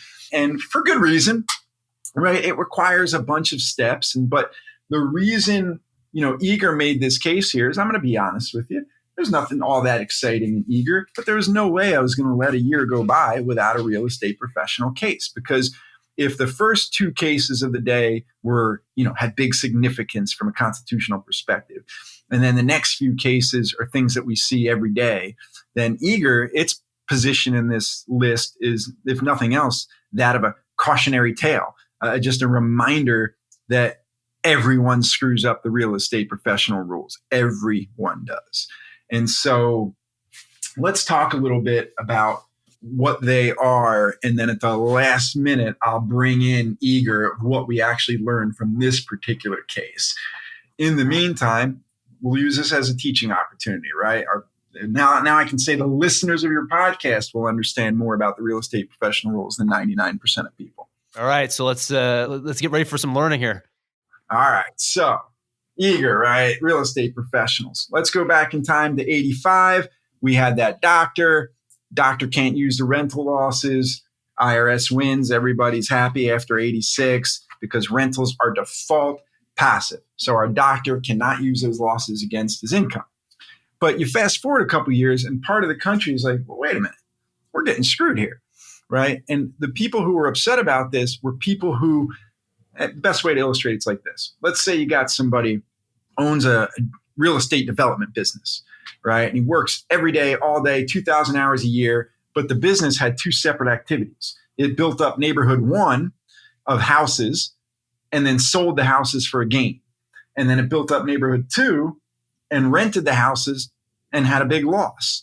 Well, after the advent of 469, those would be two separate activities. And what was happening is these people would say, well, wait a minute. The income from selling the houses is non-passive because I materially participate and it's not a rental activity. But the rental losses are default passive no matter how much I work. And since the losses are passive and the other income's non-passive, I get whipsawed. I got to pay tax on the income. I can't take the loss. And so people in that situation were saying, this is completely unfair. I'm not a doctor trying to abuse these rules and having a rental that I never see just to reduce my income. I make my living day in and day out in the real estate world. And just because one aspect of my real estate business happens to be rental shouldn't mean that I can't use losses from that business against income from another business. Any other walk of life, if you have income from one line of work and loss from another that are the same trade or business, you get to offset them. So why should I get beat up? And Congress said, you know what, you're right. And so in 1993, they added 469C7 to the code, the real estate professional rules. And I'm telling you, since 1993, I can't imagine there's been another topic of the law that's been as frequent a guest in the tax court. And as I said, it's because no one can make sense of these rules. And let me tell you, Damien, I just finished my grad tax class, individual tax class at the University of Denver there. And I had smart kids in those classes. They can handle a lot of stuff. They can do a lot of stuff, right? They understand some of these tough concepts. You start throwing real estate professional questions out and it goes off the rails pretty quick. And you start to realize how kind of convoluted this is. But I'm going to lay it out kind of step by step of how it generally works. And you follow these steps and you will typically get where you need to be. And of course, we'll do it in a truncated manner. But so the idea was in 1993, they added 469C7 and said, we need a way. We need a way to make sure the doctor can't use the rental to offset his doctor income, but this real estate developer that's selling houses and renting houses can offset them against each other. So they added 469C7, these two tests to be a real estate pro. And they're two quantitative tests. But the problem is, if you focus on the quantitative test, you lose track of everything else that's so critical that could easily get screwed up. And so here, I'm going to lay out quickly how you end up being a real estate professional. But the first step is you have to show, as I said, that you make your living day in and day out in the real estate world. And so you have to show that you are engaged in what they call a real property trader business. And this is defined under 469. And there's 11 of them, but it includes all the ones you would expect to see. Brokerage, construction, acquisition, operation, and then management and leasing and rental. And so you just got to show you make your living in the real estate world. So if you're a doctor, you're not going to, be considered in a real property trader business to that extent. And so that's kind of the threshold. Do I make my living in the real estate world? Then number two, it's not enough to make your living in the real estate world. You got to tie in what we just learned from the Barber case. Do you materially participate in whatever that business is you have in the real estate world? And so remember, this real estate trader business, it's not limited to rentals. You're going to obviously have to own rentals or you wouldn't end up in the tax court to begin with on a real estate professional case, but you could be a broker or you could be in construction and you get to count the hours that you spend in those real property trades or businesses. And if you pass, one of those 7 tests to show that you materially participate, then that's a good thing because you get to take all those hours and you get to move them to the 2 quantitative tests. And the 2 quantitative tests, are where most of these court cases go very, very wrong. But the first test just says, look, add up all the hours that you just determined that you spent in your real property trades or businesses you materially participated in. And those hours better be more than half of the total hours you spent during the year providing services. What's the point of this rule? It's obvious, right? It's what's going to keep our doctor buddy from qualifying as a real estate professional, right? It's what's going to keep an accountant or a lawyer, whatever it may be, from qualifying as a real estate pro, because the first thing the IRS is going to do is pull your timesheets from your employer and say, hey, you worked 2,000 hours last year as an accountant. Show me how you possibly spent 2,001 hours on your rental activities or your real estate businesses. And, we all got those people we work with that whine like they work 4,000 hours during a year, but very few people actually do it. And the IRS knows that. And so once they can establish that you got a full-time gig in a non-real estate venture, good luck satisfying that more than half test. And people have tried, right? From accountants to lawyers to doctors to teachers to college professors to even, and this was the funniest case, the Lee case, even IRS agents have tried to argue they spend more time on their rental activities than their non-rental activities. And it does not go well. And one of the primary reasons it doesn't go well is because people know they have to overcome that. So what do? Right? They just embellish like crazy their rental hours and try to play down their non-rental hours. And the IRS has established this concept that they don't have to accept a ballpark guesstimate of your hours. They can tell you to just take a walk if they think you're making stuff up. And that's how most of these cases end. But even if you pass that more than half test, you've got to then show that the hours you spent in your real property trades or businesses are more than 750 for the year. The point here is obviously, what if you're retired and you oversee 2 rentals? You spend 200 hours on them. Well, clearly you're going to pass the more than half test because you don't do anything else. But to use this exception, they want to make sure that you're putting in a minimum amount of hours, and that minimum amount is 750. So if you pass those 2 tests, you're a real estate pro. Now, again, with my students, one of the mistakes I would see made in those 2 tests is, first, they would understand that you're counting your hours in all your real property trades or businesses, not just rentals, but construction or brokerage.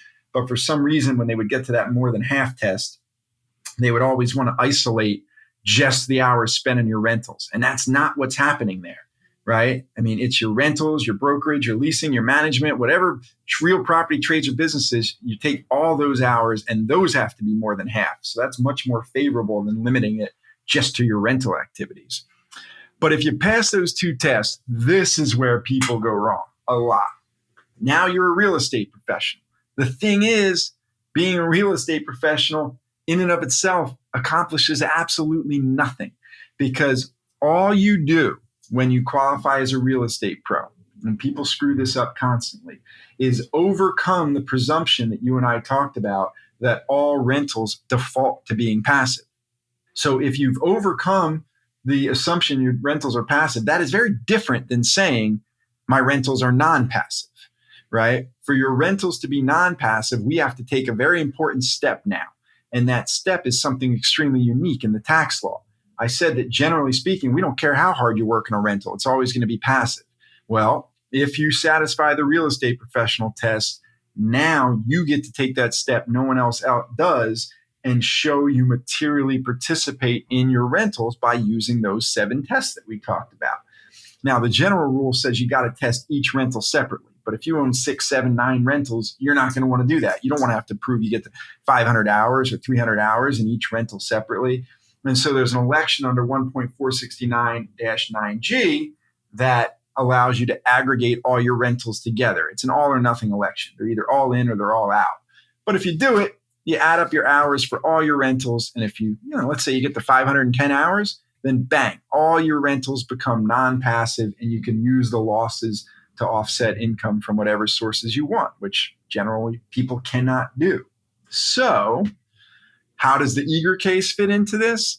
Well, as I said, one of the things that my students struggled with is we're measuring material participation twice in this process. First, we're trying to figure out, do we materially participate in our real property trades or businesses? Then, once we've satisfied the real estate pro tests, we're asking the important question, do we materially participate in just our rentals, only our rentals. So the thrust of the Eger case was an interesting one. And what it has to do with is, well, what is a rental, right? And one of the exceptions to a rental may surprise some people, but if it's a short-term rental where the average period of customer use is less than 7 days, then even though it might look and smell like a rental, it's not considered a rental under 469, which just means it's not automatically passive, but also means it's not a rental activity. So how does that factor in? Well, Eger had spent a bunch of hours on some short-term rentals that they owned. Now, those rentals are undeniably a real property trader business. So you got to count those hours that first time around when you're measuring whether you materially participate in all your real property businesses. But at the end step, after you've shown you're a real estate pro and you're aggregating your rentals together to see if you materially participate, you can't count any of those hours in those short-term rentals because they're not rentals. And so they had to drop those hours out of the equation, and it caused Eger to not materially participate. And so the Eger case is unique. I mean, I've read every real estate pro case that there has been, and that was maybe one or two others like that, where somebody included an activity rightfully in the real property trader business calc, but then forgot to drop it off because it's not truly a rental property in that final step. And so that's why the Eger case is significant. But the reason Eger made our list is because that step process that we went through is laden with traps for the unwary, and people make mistakes all the time. But for your listeners, I would just tell you, three things. You remember three things about the real estate professional rules, you'll do better than most. And that is, number one, right? If you have a client who has a full-time job in a non-real estate world, and you're going to take the position that they're a real estate pro, you can expect an audit to be coming, right? Because it's low-hanging fruit for the IRS. Somebody spending 1,800 hours at the job as an engineer, the IRS is not buying that they're going to pass the real estate professional test. I think in the entire history of the law, there's been one case called Miller, where a guy had a full-time job as a boat pilot and still was able to convince the IRS he was a real estate pro. Everyone else has ended very bad. So you take that number one away, you're good. Number two thing, like I said, people screw it up all the time. They think, hey, I'm a full-time broker with rentals. I'm clearly a real estate pro, so my rental losses can be used with impunity. No, being a real estate pro, which you undeniably are, accomplishes nothing. You have to now take the step of showing you materially participate in your rentals. And only if you do that have we gotten somewhere. And so if you can't show up with, the numbers in your hand to show that you materially participate and meet the hours test, you might have gone through all those steps for naught. And then the third thing, oftentimes with real estate pros with multiple rentals, the difference between being a pro and not, or I should say materially participating in your rentals and not, is whether you made that -9 grouping election under 469. So for your people out there that are listening to this, saying, knowing that they're reporting their clients as real estate pros, you may want to ask yourself right now, have I ever made that election? And if I haven't, should I? And by the way, if you haven't made it, but you've been reporting as if you've been grouping together, there is late relief available under Rev Proc 2011-34, where you can retroactively make the election, but only if you've been reporting as if you had made the election. You can't use it to actually change your treatment. What do you think? We covered real estate pros in depth? I think so. I think you perhaps maybe have made some pros on the real estate pro rules out of this, because you do such a fantastic job covering the topic, which only comes with just having the depth and the experience that you've had on the topic, I think. But actually, this comes full circle, Damien. Do you know why I write about it and teach about it so much? I don't have a lot of real estate professional clients. It comes full circle. It's from reading all the cases. That's how I learned about where people went wrong. Like, there's no roadmap somewhere that tells you here's where people screw up. You only find out where people screw up and the right way to do it by reading all the ways that people screwed up. Right. And that's why, anytime I see that there's a C7 case, I make sure to read it, because you find out what not to do. In that vein, I think another area, your next case that you'd selected here, your sixth case, Donoghue versus Commissioner, another tax court case, another area I think where there's not necessarily a straightforward rule book, right line on what to do, what not to do, but hobby losses. And I feel like a lot of times it is, you're learning from kind of bad facts, right? And you kind of see what people did wrong and what doesn't work. Is that really just what we have here, dealing with horses and breeding and racing? Yeah, you are 100% right. 100%. The reason this case made the list is to learn what not to do. Is there anything unique or significant about Donoghue as a hobby loss case? Absolutely not. It's one of 300 cases we've read where somebody claims they have a horse breeding activity and it goes horribly. But so this is, again, a cautionary tale, a symbolic gesture, whatever you want to call it, to remind us of a couple important things. And the first thing we're reminded of is just because you think something's a business doesn't mean it's a business, right? And you see that stuff all the time now. Like, I don't know how many listeners are still on Facebook or if everyone's migrated over to other things. But, there was a time where Facebook, all it was people promoting their multi-level marketing businesses nonstop and extolling the virtues of how, they are a Beachbody coach on the side, and that means they get to deduct the cost of their TV because they watch exercise videos on it, and their running shoes and their protein shakes. And you, as tax people, you just kind of cringe and say, man, there's rules that govern this sort of thing. And one of the primary rules that governs it is, hey, all these things that you claim you're deducting, right? Well, from a tax perspective, you would be deducting those business expenses under Section 162, which we talked about under the 280 Cap E case. But you only get to deduct expenses under 162 if you are carrying on a trade or business. And just because you think you're conducting a trade or business doesn't mean you are. How do we know if you are or not? Well, we got Section 183.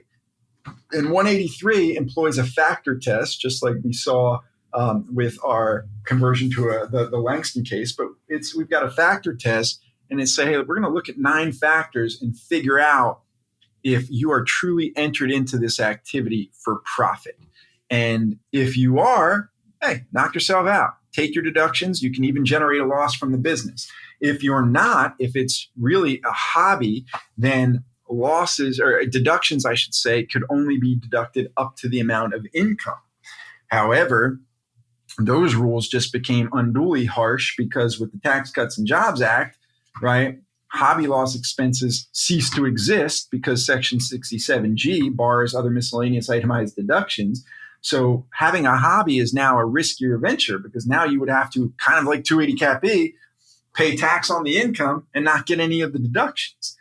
So how do we know we have a hobby? Well, let's just quickly run through the facts here in Donoghue, and you can see, as you pointed out, how to go wrong. First things first, you want to land in court on a hobby loss issue, be engaged in an activity where it's really hard to tell where the business stops and the fun begins, right? Something that has a high element of personal pleasure and recreation.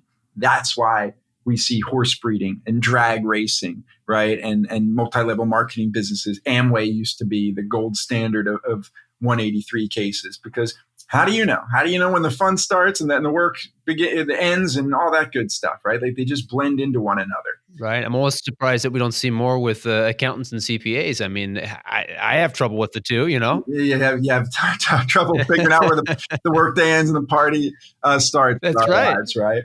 I actually am wondering when we'll see the new era of multi-level marketing businesses, whether it's Rodan and Fields or Beachbody or doTERRA. Like it's got to be coming, because I wrote an article for Forbes a couple of years ago about 183, and I actually kind of dove into some of the online forums that are dedicated to some of those businesses, and it is stunning the things that they claim are deductible. It is terrifying, right? But anyway, horse business, right? Donoghue, wife loved horses, grandpa loved horses, everybody loved horses. In 1985, they decided to start a horse breeding activity, and so they ran this activity from 85 to 2014 without really attracting any attention from the IRS, which, if you ever think you're out of the woods from a hobby loss perspective, these people were cranking out losses from 1985 till 2010 without the IRS bothering them. You figure you're safe at that point, 25 years. But 2010, 11, 12, the IRS comes in and says, we got a problem with this, okay? So what they did is they bought a horse in 88. They bred it a few times, but they didn't even actually keep the horse locally, right? It was a virtual farm. They didn't own a stable or a farm. So they paid other people to handle the horse, and they would travel there every now and then and help work out the horse and do that kind of stuff. Thing is, they never actually raced the horses, right? They never really were ever able to sell any of the horses for a gain.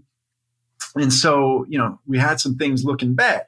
Now, they had separate bank accounts for the business. They used Quicken for their books, but they didn't really consult with any experts or do anything like that. And they were recognizing loss after loss after loss. And so a couple factors to look for before we get into actual factors. If you're conducting an activity every year that's generating a loss, that has a high element of personal pleasure and recreation, and that's offsetting significant income elsewhere on your return, as Donoghue points out, you might get away with it for a year or two or 25, but eventually the IRS is going to start asking questions. And so they come in and they say, hey, look, we don't think this horse breeding thing is a business, so we're going to knock through the 183 factors, the 9 factors, okay? And the 183 factors are interesting because they say no one factor is determinative. But you read enough of these cases, you realize pretty quick that one factor is pretty darn determinative. And that's factor number 1. And it just says, the manner in which you conduct the business. Are you conducting it in a business-like manner? Because businesses have books and records. Businesses have separate bank accounts, right? Businesses use their books and records to make changes when things aren't going well, right? To drop a business line if it's not working or whatever it may be.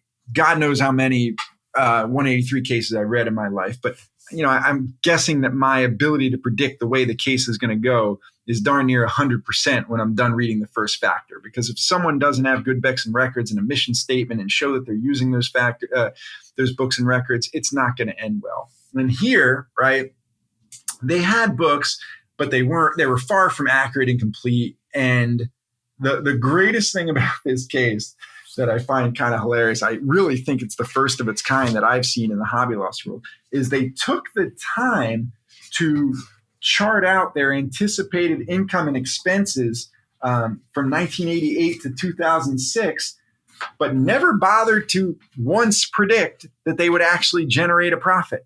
So that is not a great fact to walk into the court with. Right? Every single year, they were anticipating large losses. Like, couldn't you at least just lie for a couple of years and pretend you were going to generate income to strengthen the argument? But they didn't do that.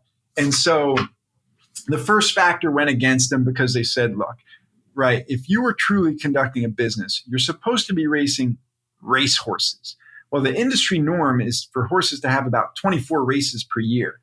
Every year we're looking at for you, you had 0. So it's hard to argue, you're breeding race horses when you're not actually racing the horses. That was a big problem. And the taxpayer tried to argue, which again, I find hilarious, but some taxpayers have been successful with this. Hey, give us a break with our losses. We're in the startup phase. It's like startup phase. This thing started in 85. I was 9 years old, right? Like 1985, I don't think you're in the startup phase anymore. And so that factor went against them. The second factor under the hobby loss rules are, it's not enough to have books and records. Are you consulting with someone smarter than you? Are you talking to experts who've done this before? And all they said that the wife did here was talk to grandpa about horses, but never about how to operate a horse business. All right, so that factor wasn't good. Third factor is, how hard do you work on the activity? You put in a lot of hours, and they claim they put in a lot of hours, but the IRS didn't believe their records. Plus, once again, where does the work stop and the fun begin? Yeah, these hours, how many of them were spent in a work capacity versus a recreational capacity? And they said, boy, it's hard to argue you're in the business of horse breeding when you do not actually own a farm. You should probably have a farm or a stable. Not that it's necessary, but it's not a great fact. The fourth factor is one that's particularly relevant to horse breeding, where they say, hey, not every business is designed to generate income every year. Some businesses are designed to sit on an asset, sell it for a big gain, and cash in all at once. But they looked at the history here and they said, the most you could hope to sell a horse for, if everything broke right for you, is 30 grand. You own 5 horses, so that's 150 grand. Meanwhile, you've got 1 million of losses you racked up over the last 25 years. So your 150 grand is not going to put a dent in the $1 million of losses that you've incurred. The fifth factor they look at under 183 is, have you done this before? Have you taken a horse business, profitable? And clearly the taxpayer hadn't here. Factors 6 and 7 kind of go together. Do you have a history of losses or any sign of profit, even in 1 year? And for this taxpayer, it had been nothing but losses for 25 years. The 8th and 9th factors are damning, right? The 8th factor is, what is your financial status? Because if these losses are offsetting income from other sources, it's not going to go well. And they had over $100,000 of income every year that was being reduced by the losses. And then the 9th factor, we see it all the time. Are there elements of personal pleasure and recreation? And that is why horse breeding and drag racing and things like that end up in the courts. But it doesn't mean it's always right that if you enjoy something, it's a hobby. One of the greatest hobby loss cases for people who are interested is a case called Story, S-T-O-R-E-Y. It's about a documentary filmmaker. And the IRS argued that documentary films, since they're not big budget, big studio films, are a labor of love. You don't expect to make money, high element of personal pleasure and recreation. And Story struck a blow for documentary filmmakers everywhere by winning that case. It was only from 3 or 4 years ago, but it was a great read because documentary filmmakers were keeping a close eye on it because they were certainly worried about how that was going to go. And so, the reason this case made the list is because we can never afford to forget that just because we think something is a business does not mean it's a business. And as I said, there's more at stake with that now, because if it is a hobby, you got all the income and none of the deductions. Definitely kind of tease it up and makes the significance of it, I guess, if you will, even greater, because you got a lot more to lose if you don't get there. Yeah, it had to be an unintended consequence of the Tax Cuts and Jobs Act. When they denied 67C for the next 8 years, I don't think anybody at the IRS or Congress really stopped to think all the implications that would have. Yeah. No, I agree with you. And I think that definitely, because I think that caught a lot of people off guard to a certain extent. And that again's like, no, that can't be right. We're going to come around to another 67G impact that I don't think anyone foresaw here pretty soon. Yeah. Next case here, we've got the Ray versus Commissioner case, which is looking at, section 162 and 212. Why have we been talking about that so much lately? Well, I love this segue here. It works out great because we just established that you could have a business under 162. You can take all the deductions. You can have a hobby under 183. You get none of the deductions. There is a middle ground there under section 212, and it came from an old case called Higgins, where you don't quite have a trade or business, but you can deduct expenses that were designed to either one, produce income, so like investment income or the like, or 2, manage property for the production of income, or 3, collect or assess or tax. And so it's kind of this middle ground where, hey, if you're going to, let's say you pay an investment advisor, right, to invest your funds and you generate $10,000 of interest income, but you pay the advisor $2,000. Well, that's not a trade or business, right? You just put some money in to invest, but it doesn't seem fair to have to pay the income tax on the income and not get to take the deduction. And so the Higgins case gave rise to section 212, which kind of fits in between. Like I said, 212 covers you in those 3 scenarios: when you incur an expense for the production of income, like the investment advisory fees, or the management of property for the production of income, like investment advisory fees, or to collect or assess a tax. And so that's why tax prep fees used to be deductible. And that is why, as you said, why we're talking about 212 a lot lately, because almost all section 212 expenses under section 62 are kind of, as I explained to my grad school kids, right? 62 is the provision of the code that divvies up all the deductions between good deductions and bad deductions. And I say good ones because they go on page 1 of the return, right? And I say bad deductions because they go on Schedule A as itemized deductions, where maybe you get them, maybe you don't, right? Maybe you don't itemize, or maybe they're subject to limitation. Well, the overwhelming majority of section 212 deductions are itemized deductions. And what makes it worse is most of them are other miscellaneous itemized deductions, with Section 67G just got rid of for the next 8 years. So now you do get whipsawed if you pay $2,000 to an investment advisor to generate $10,000 of income, right? You got to pay tax on the income, but not take the deduction. Well, the Ray case is, predates this obviously, but boy, his situation would be much worse if it had been post 2017. Now, Ray is the closest we come this year to a case with good theater. Man, when I'm teaching like big 8-hour updates and stuff, I am desperate for a case that has anything of entertainment value. And I'm telling you, most years, believe it or not, you do all right. There can be some funny stuff in some court cases, or at least you can make it try to be funny. The Ray case is probably the closest we get, just because I still cannot figure out what was going on in this marriage. But husband and wife, right? Smart, obviously smart people. They were physics, physics kind of majors in the physics business. And they got married, and they kind of were both in the same business of computer programming. But the whole thing started when they got divorced. Because when they got divorced, all of a sudden, instead of splitting up their assets and going their separate ways, it seemed like they got more ingrained in, kind of working together. So they kept their assets in a joint account, and they kept loaning money back and forth and doing all this stuff, even though, ostensibly they were no longer a couple. And so it started when husband loaned a bunch of money to wife to buy a piece of property, and also husband paid off a bunch of wife's credit cards, and she did not pay him back. And so it ended up, I can't remember the exact dollar amount, but call it like $350,000 or so that she owed him. And she, they went kind of to court, and she had a confession of judgment that, hey, yeah, I owe you this amount. I'm going to pay you this $350,000, $400,000, whatever it was, for the amount you loaned me plus the credit card you paid off. But as soon as they get out of that, even though she owes him $400,000, she comes up to him and says, hey, I know you just settled a different suit that you had, and you're flush with cash. How about we do this? I've been working up some algorithms for trading commodities. Why don't I use your cash to trade commodities using my formula, and, we'll be business partners and split the profits. And so husband says, yeah, that sounds like a great idea, considering you still owe me $500,000. And he does it. And so, of course, she ends up losing a bunch of his money, and now she owes him that money too.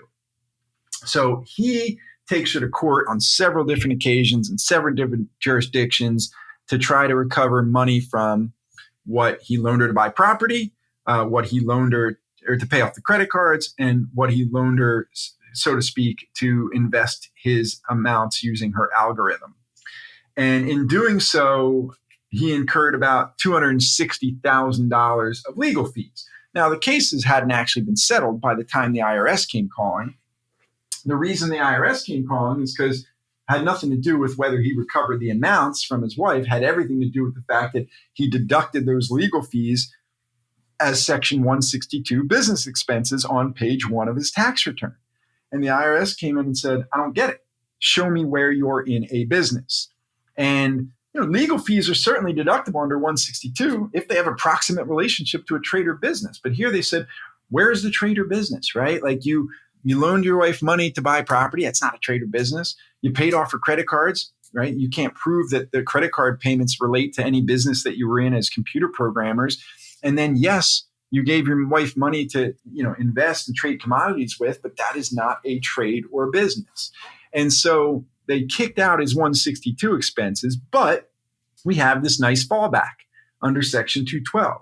Remember, think of 212 as kind of the meat in a 162, 183 sandwich, where if you're not quite a trade or business, but you're not a hobby, and you're incurring expenses to, for the production of income, you can take these Section 212 expenses. And so they said, hey, some of your attorney fees here, right? Not the ones that relate to getting paid for the loan you made to buy property, not the ones you made to pay off the credit card, but, right, the attorney fees that relate to the charges you levied against your wife that she owes you for the money that she invested trading commodities and lost, that was for the production of income, right? You weren't in a trade or business of trading commodities because you didn't touch it. It was all your wife, but you were hoping to produce income by letting her do that.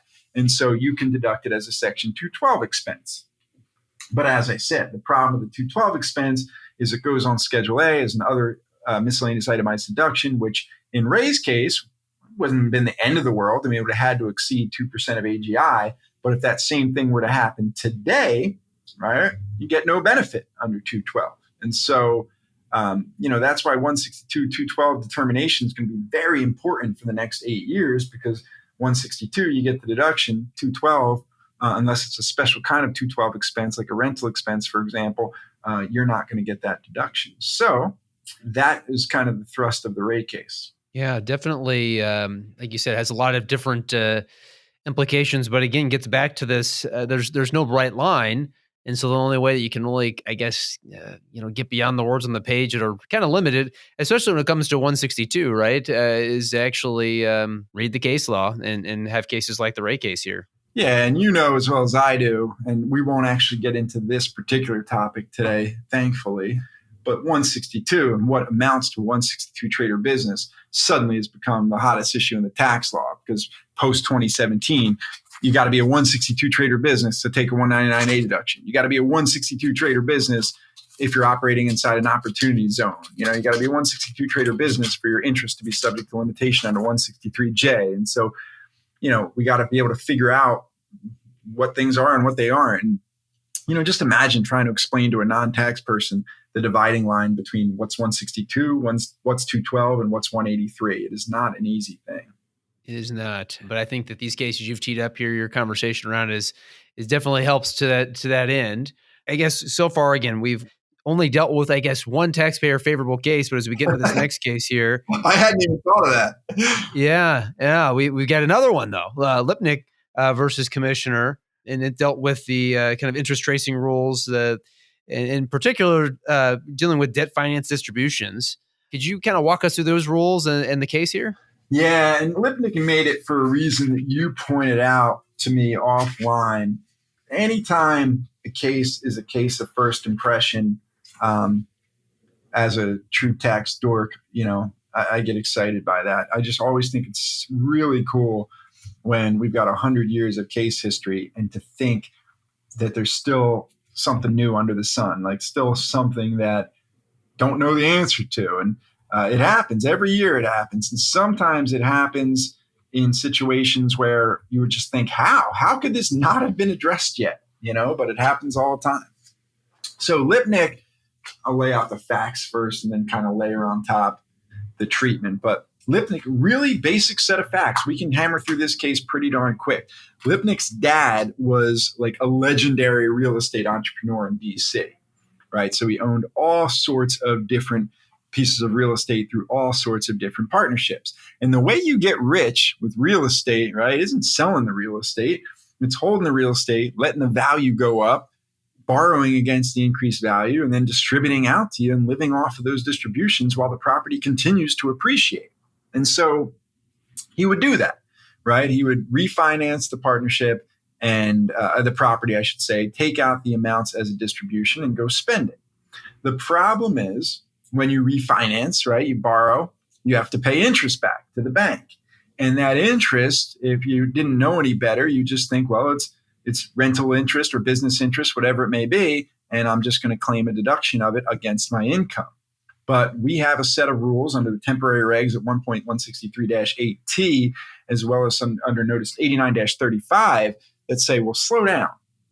If you're a partnership and you borrow money and incur interest expense to borrow that money, but then distribute that money out to the partners, determination of the character of that interest expense, whether it's business interest, non-deductible personal interest, investment interest, depends entirely on what you use those funds for.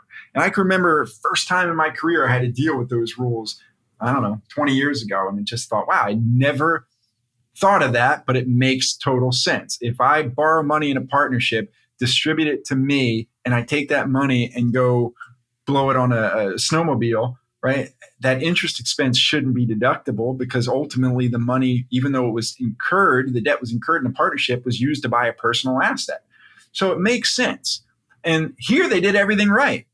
Dad used those funds to make investments, right? Money markets and other investments. And so he went ahead and treated those as investment interest expense subject to limitation under 163D because he had used them to buy an investment. So everybody's happy. We did it right. What happens then is he starts gifting all these interests in these partnerships to his son. And now his son holds these partnerships, and these partnerships are allocating interest expense to him. And son says, well, wait a minute. I didn't get any distribution of this cash. I didn't go out and buy an investment or a speedboat, right? Like I didn't get any of this cash. And so the interest expense to me is just normal deductible business interest at the entity level, right? And the IRS came in and said, no, we think you step in the shoes of your dad. If it was investment interest expense to your dad, it should be investment interest expense to you. And the court said, sorry, right, when the interests were gifted from father to son, we got to look at son separately. And son never got any of those distributions. And so it follows he could never have used those proceeds to make investment expenditures as is required under the tracing rules. And so we're not forced into saying the interest is investment interest expense to him. And so if we're not, then what we have to do is look at the temporary regs. And basically, they walk through a couple steps. But they say if a taxpayer assumes a debt in consideration for the sale of property and doesn't actually receive proceeds from the debt, then the debt is treated as if the taxpayer had used that debt to go out and buy kind of the assets of the underlying property. And here, the assets of the underlying property were actively managed real estate. And so they just became fully deductible at the partnership level and then fully deductible to him at the individual level. And so, as you said, it was a friendly rule because had the IRS gotten their way, the interest expense would have been subject to 163D and been investment interest expense limited to investment income. But instead, he gets to take the full deduction, and it's the right result. Why should he get locked into investment interest expense just because his old man had investment interest expense? He didn't have anything to do with taking out those proceeds. So I think it's the right answer.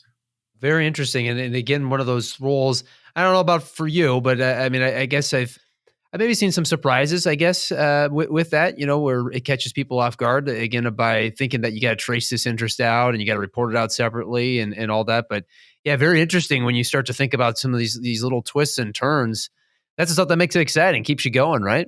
Yeah, and like you said, what's so commonplace with the interest tracing rules is it's one of those areas of the tax law, and we have a number of them, where it just sucker punches the clients. They can't conceptualize it. They don't understand. Hey, the partnership borrowed the money. It's a rental partnership. The partnership is paying interest expense back. How could that not be deductible to me? It's like, well, because you took the money out and went and blew it all in Vegas, right? Like that, it's a personal expenditure. We've got these tracing rules, and clients just can't conceptualize, and it's hard to blame them.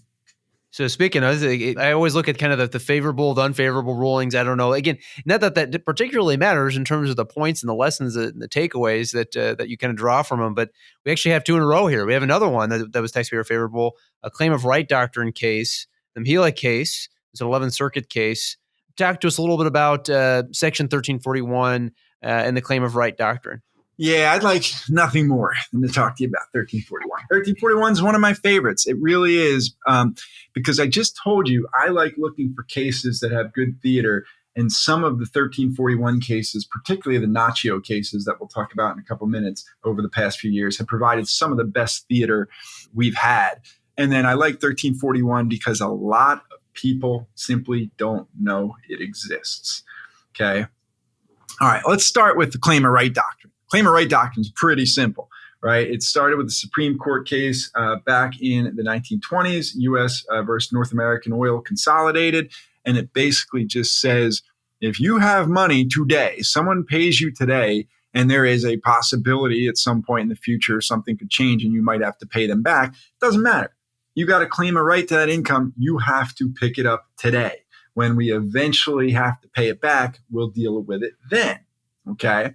And then what 1341 is a rule that doesn't grant a deduction, but if you have to repay an amount, gives you favorable treatment upon that deduction. Okay, and I'll get to that here in a second. But first, some very basic facts. Husband and wife were married, right? husband worked for a business that his siblings also worked for, and he was getting paid comp from that business, but he was in charge of setting his comp in that business, okay? So then husband and wife file for divorce, and while they're going through divorce, one of the husband's sisters sues him and says, you paid yourself too much. We're recovering some of those amounts. Now, wife didn't want any part of this. She didn't want to be on the hook for any of it, but they kind of concluded with the lawyers like, hey, the money that was paid to H as compensation was a marital asset. All the marital assets have now been divided in the divorce. And so if you guys, somebody has to repay it, you're going to have to repay it equally. So the divorce finalized in 2015, and then the lawsuit was settled, right? No guilt was admitted, which becomes important, but the lawsuit was settled, and H, the husband here, paid the sister back $600,000. But he only deducted half of it because he said, here's what's going to happen.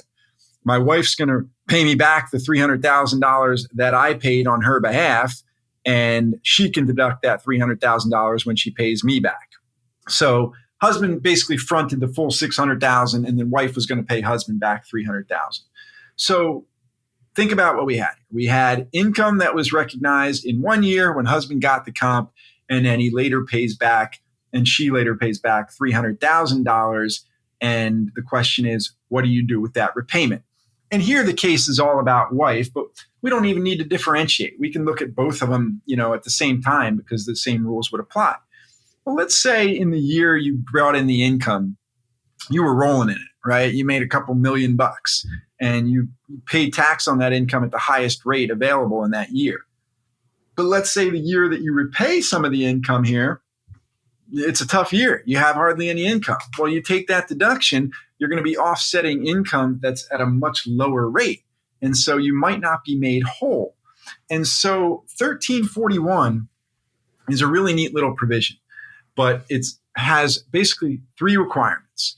It says, number 1, if in a year you included an amount in income because you believed you had an unrestricted right to that income under the claim of right doctrine that we talked about, right? So if in 1 year you include an amount in income because you believed you had an unrestricted right to it, then in a later year, it turns out you didn't really have an unrestricted right to it and you have to pay it back. Then the third step is, as long as some provision would give you a deduction for repaying that amount. And again, usually it happens under Section 165 as a business loss, even if you're an employee. And then 4, as long as the repayment exceeds $3,000, you get to use Section 1341. And what 1341 does is make sure you get made whole. Because what it says is you got a choice. Number 1, you can simply deduct the repayment and see if that makes you whole. Or 2, you can hypothetically go back to the year you picked up the amount in income, and you don't actually amend the return. You just do a calculation. What was your tax with the income in there? What would the tax have been without the income in there? And if that decrease in tax is a bigger benefit than what you would get in the current year if you simply deducted the repayment, we'll let you go with that decrease in tax, and you can claim it on your current year return as an estimated tax payment. I've used 1341 3, 4, 5 times in my career, and it's a really nice tool to make somebody whole. Now, in this particular case, this case was kind of like Nacho light. And Nacho is one of my favorite cases of the last 5 years, right? So Nacho was an executive at Quest in Denver. And Nacho was engaged in a little bit of insider trading. He got nailed for insider trading. He got tried. He got convicted. He went to jail. And when he got convicted, he had to pay back a $19 million penalty to the government. And he had to pay back $44 million in ill-gotten proceeds from the sale of the Quest stock. So Nacho is sitting in a jail cell, and he's like, wait a minute. When I got that $44 million, I paid tax on it. Now that I paid it back, I should be able to take a deduction. And so Nacho went to tax court because he claimed a 1341 deduction for that $44 million. He didn't deduct it in the current year because he was in jail. He obviously wasn't making much income, so it behooved him to reduced the prior year's income by $44 million, and he claimed the credit on his return, and he claimed under the benefit of 1341 he could do it. And it went to the court, and you talk about good theater. The first requirement to use 1341 is, as I said, in the year you got the income, you had to believe you had an unrestricted right to that income. And they said, the IRS said, there's no way you could have believed you had an unrestricted right because it was insider trading. You knew what you did was wrong. And Nacho said, and it's kind of similar in this case, Nacho said, well, wait a minute. I went to jail, right? I got tried. I went to jail. I never said I was guilty. I never confessed. So if I didn't confess, you can't tell me I didn't believe that I had an unrestricted right to that income. And the court was like, damn, he's right. Like, how we can't say that we knew what he thought. He never pled guilty, just as the husband didn't here in this Mihelick case. And so he could have believed he had an unrestricted right. But if the court wants to get you, they're going to get you. So what they did in Nacho is they said, I don't know if you remember, Damien, but I mentioned that 1341 is not a deduction granting provision. There has to be another provision of the code that allows the deduction, and then 1341 kind of hooks you up. Right. Well, they said, Nacho, you wouldn't have gotten a deduction under 165 or 162 when you repaid this amount, because it would have, and this is a rare thing people don't even know exists in the code, but the deduction would frustrate public policy.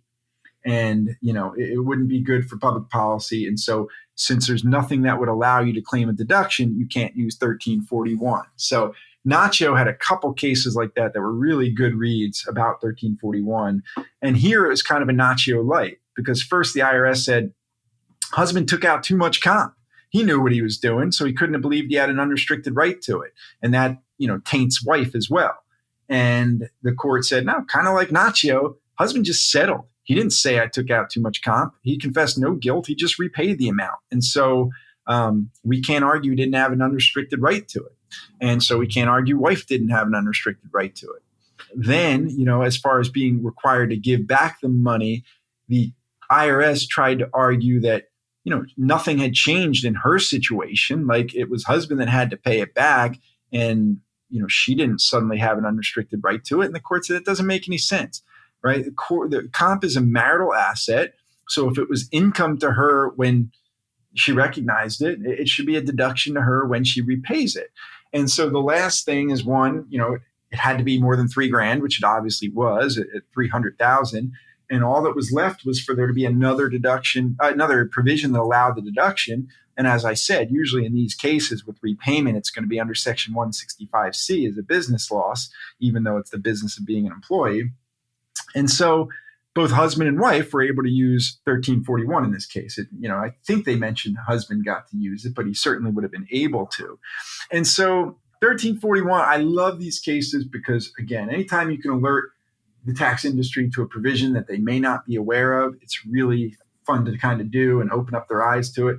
And two, I've seen it in practice yield huge benefits to clients. And three, 1341, I love it. It tends to provide good theater because you got to play mind reader a little bit and say, did they truly believe they had an unrestricted right to the income? And in Mihelick and in Nacho, we see that really tested because the notion is that the income was ill-gotten, but it's not ill-gotten if you don't admit it was ill-gotten. It definitely creates some fascinating fact patterns, like you said. That's one that you keep in the back pocket sometimes too. Your 1341 there, right? Absolutely. Yeah. It's one of those where when you need it, it's going to bail you out. So we've gone 9 cases here. We're rounded up onto 10. Your 10th selection here was Brown versus Commissioner, another tax court case, TC Memo 2019-30, and it deals with the issue of tax of your tax home. You want to do kind of set the stage again on that, and I guess why is it significant? Why it matters where your tax home is? Yeah, tax home kind of wraps up a bunch of different concepts we talked about today. One, it confuses the heck out of clients and tax practitioners as well, because it doesn't make a whole lot of sense. And then two, the reason I like this case is because, sure, we're talking about something specific here. We're talking about deducting kind of travel and living expenses, But the reality is the concept of a tax home has broad application within the tax law. It's not just for deducting travel cases, but also if you've got a Section 911 issue and you're trying to figure out if you use a foreign earned income exclusion, you have to wrestle with the concept of a tax home. And so it's got a broad application. And I always enjoy these cases because it really does confuse people to understand that your tax home is not necessarily, right, where you lay your head at night to sleep. And what we've got here in Brown is a taxpayer who was someone who should have known better, you could argue, because he was a CPA, right? So he lived in Atlanta, and but his job as a CPA was to be kind of what he called a concierge CFO. And so he would take on multiple clients at a time and basically run their operations. But in 2012, he entered into a long contract for him, a 3-year contract for American Furniture Rental. He was going to be working for them as their CFO, if you will, but in New Jersey. And he lived in Atlanta. And so they hired him in New Jersey and said, you got to be there, right, every Monday through Thursday, so 4 days a week. But we are not going to reimburse you for any of your travel expenses. So you're going to have to pay your own travel to come up here to New Jersey every single week. And so in 2012, he shows $37,000 of income or so and $10,000 of travel expenses. The next year, it's $50,000 of travel expenses. And they all related to him, trucking back and forth to New Jersey every week so that he could work in the lovely Garden State, my home state, and make that happen while he's maintaining his family in Georgia.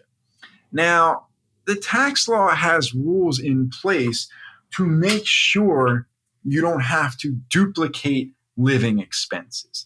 So if you have a temporary engagement for work, which is generally defined as an engagement that's expected to last less than 1 year, it's not really fair. If you're maintaining a home and buying groceries in your hometown, but then you have to be, temporarily 6 towns over for 5 days a week or 2 weeks a month or whatever it may be, and you have to pay for groceries and things like that, or meals there and a hotel there, they don't expect anybody to have to pay 2 houses of living expenses in after-tax dollars. And so we have a set of rules that can help you to, deduct those costs when you travel away from home, and that's an important word, away from home for a temporary engagement. But here's the catch. To be away from home does not necessarily mean you're away from your house. It means, are you away from your tax home, right? That is one of the reasons we can't deduct commuting costs, right? We go back and forth to work every day because we're going to our tax home, because our tax home is not where we lay our head at night, like I said. Our tax home is where we earn our money, where we do the majority of our business. And this concept of tax home obviously matters for travel expenses because you only get them when you're away from your tax home. It matters under Section 911, the foreign earned income exclusion, because your tax home has to be in the foreign country, right? So if you still have a tax home in the U.S., but you're in Iraq for 6 months, well, you're not going to get the foreign earned income exclusion. And so the concept of the tax home, once again, kind of requires some factors. Right? What's the total business time that you spend at each of your places of business? So in this case, Atlanta versus New Jersey. What is the degree of the business activity at each place of business? Atlanta versus New Jersey. What's the financial return in each place of business, right? And so for Brown, we had to say, hey, you're deducting all these costs to travel to New Jersey. But the problem is perhaps New Jersey is your tax home, because you entered into a contract to be there for 4 days a week. That's where you're earning all of your money. And so you can't deduct the cost to travel back and forth to New Jersey if it is, in fact, your tax home. And so Brown obviously argued and said, look, this work is temporary. It's a 3-year contract. It's not permanent. They can terminate it at any time. But the court said, look, the way we read this, the contract is indefinite, and we can cite a handful of other cases that say you're in this situation where you have indefinite employment that's going to last beyond 1 year, your tax home is that place of employment, not where you live, not your abode, right? The court just looked at all the facts and said, all of your income for the most part these years is being earned in New Jersey. It's where you're spending all your time. It's where you're doing the majority of your work. And so even though you live in Georgia, doesn't matter. Your tax home is in New Jersey. And so you cannot deduct the cost every week to travel from Atlanta to New Jersey. And again, I enjoy the Brown case and cases like it because there's just no way. Look, Brown was a CPA. Maybe he should have known better. But if Brown wasn't a CPA, there's no way someone in his situation would think that he couldn't deduct those expenses. If you're traveling 8 states away every week for work, you're going to think, of course, those are business expenses. But we have this nebulous concept of the tax home that changes everything. So I think we did it, man. I think we got through 10 cases. Yeah. No, I'm impressed, man. I mean, as I said, I'm enjoying every minute of it. But I mean, you have covered so much ground. What's on your mind now as you've kind of walked through these 10 cases, walked through all these different areas of the tax law and the nuances, the history, all of that kind of leads up to it. Any kind of parting thoughts, kind of bringing this top 10 list back home? Yeah, I mean, like you said, to bring it full circle, think about how we started the conversation. We talked about how if you read enough cases, it all kind of starts to tie together and the code feels smaller. When I said that to you a couple of hours ago, I was talking about read a bunch of cases on one topic and they'll start to tie together. But think about, we went through 10 cases, how many of them actually tied together?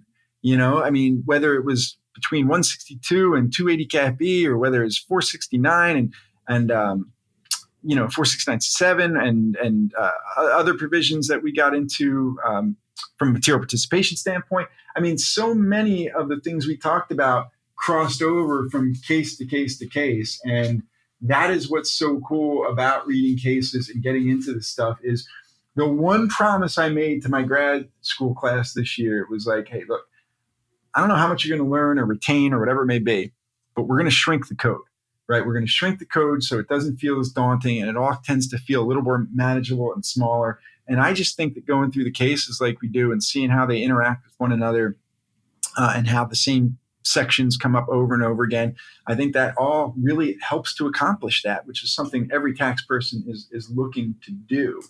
I think it'd be interesting to, I'll give this a listen when it's published and do a tally of every different code section we talked about here today. But between code sections and amendments to the Constitution, I bet you we got near 30. And I think that's just what's so impressive, too, about listening to a guy like yourself and the command that you have over the code and so forth. Is it sounds like it all kind of just boils down to you started walking first, right? Just reading the cases on the regular. And after a while, it kind of, again, made the code smaller. And I think you've definitely done a great job of that here today. Well, think about what I said, Damien. Like, yeah, you might feel like I've got a command on things, but I told you, I'm not pulling in any state and local cases, trust in the state cases, international cases. I mean, you got to pick your battles a little bit in your quest to learn the code. And if you want to establish some depth and expertise in particular areas, it's really hard to do that from a broad perspective. And so find areas that interest you, find areas that you work in every day. And then remember what I said earlier, right? Reading is easy. Reading travels, right? Reading can go anywhere you want it to go. The hard part is getting the stuff printed out. And from there, there's plenty of time in a day to get reading done. It's just not maybe when you conventionally think of as reading time. The reading, particularly the cases, and why I love going through this exercise every year is because I think there's just so much to be gleaned from these court cases. And I will say that now that I've done it in podcast form instead of writing form, I am never going back to writing form. I've had a blast just sitting here, again, kind of going back and forth on these and just hearing you kind of riff on them a little bit. Thank you. It's been great. Well, thank you. I didn't think you were in the market of the Joe Rogan-esque length podcast, but I think we accomplished that today. Hey, we're setting new records here, Yeah, I hear you, buddy. Well, anytime, always happy to come back and talk. And so thank you for having me on. And again, anybody that has beef with my 10 court cases, you can make your own list. That's my list, and I'm sticking to it. Tax mind blown. I mean, I'd say Tony simply did a phenomenal job of shrinking the code, as he said, and I thoroughly enjoyed every minute of sitting down with him and walking through his top tax cases of the year. I would simply love to hear from you and know what you thought of the episode and the podcast as well. Please drop us an email at simplytax@bkd.com and leave us a rating and review on Apple Podcasts or wherever you get your podcasts. And if you haven't already, I'd also really enjoy connecting with you on social media.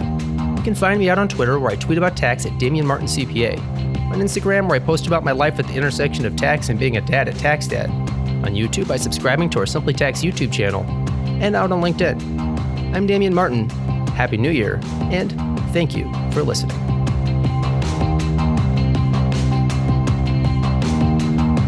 The information contained in this episode of Simply Tax is based on data available as of the date of its release. BKD is under no obligation to update this information if changes occur. Applying this information to your specific situation requires careful consideration of all facts and circumstances. Any information provided is not to be considered as tax, legal, or financial advice. Please consult your tax advisor before acting on any matters covered.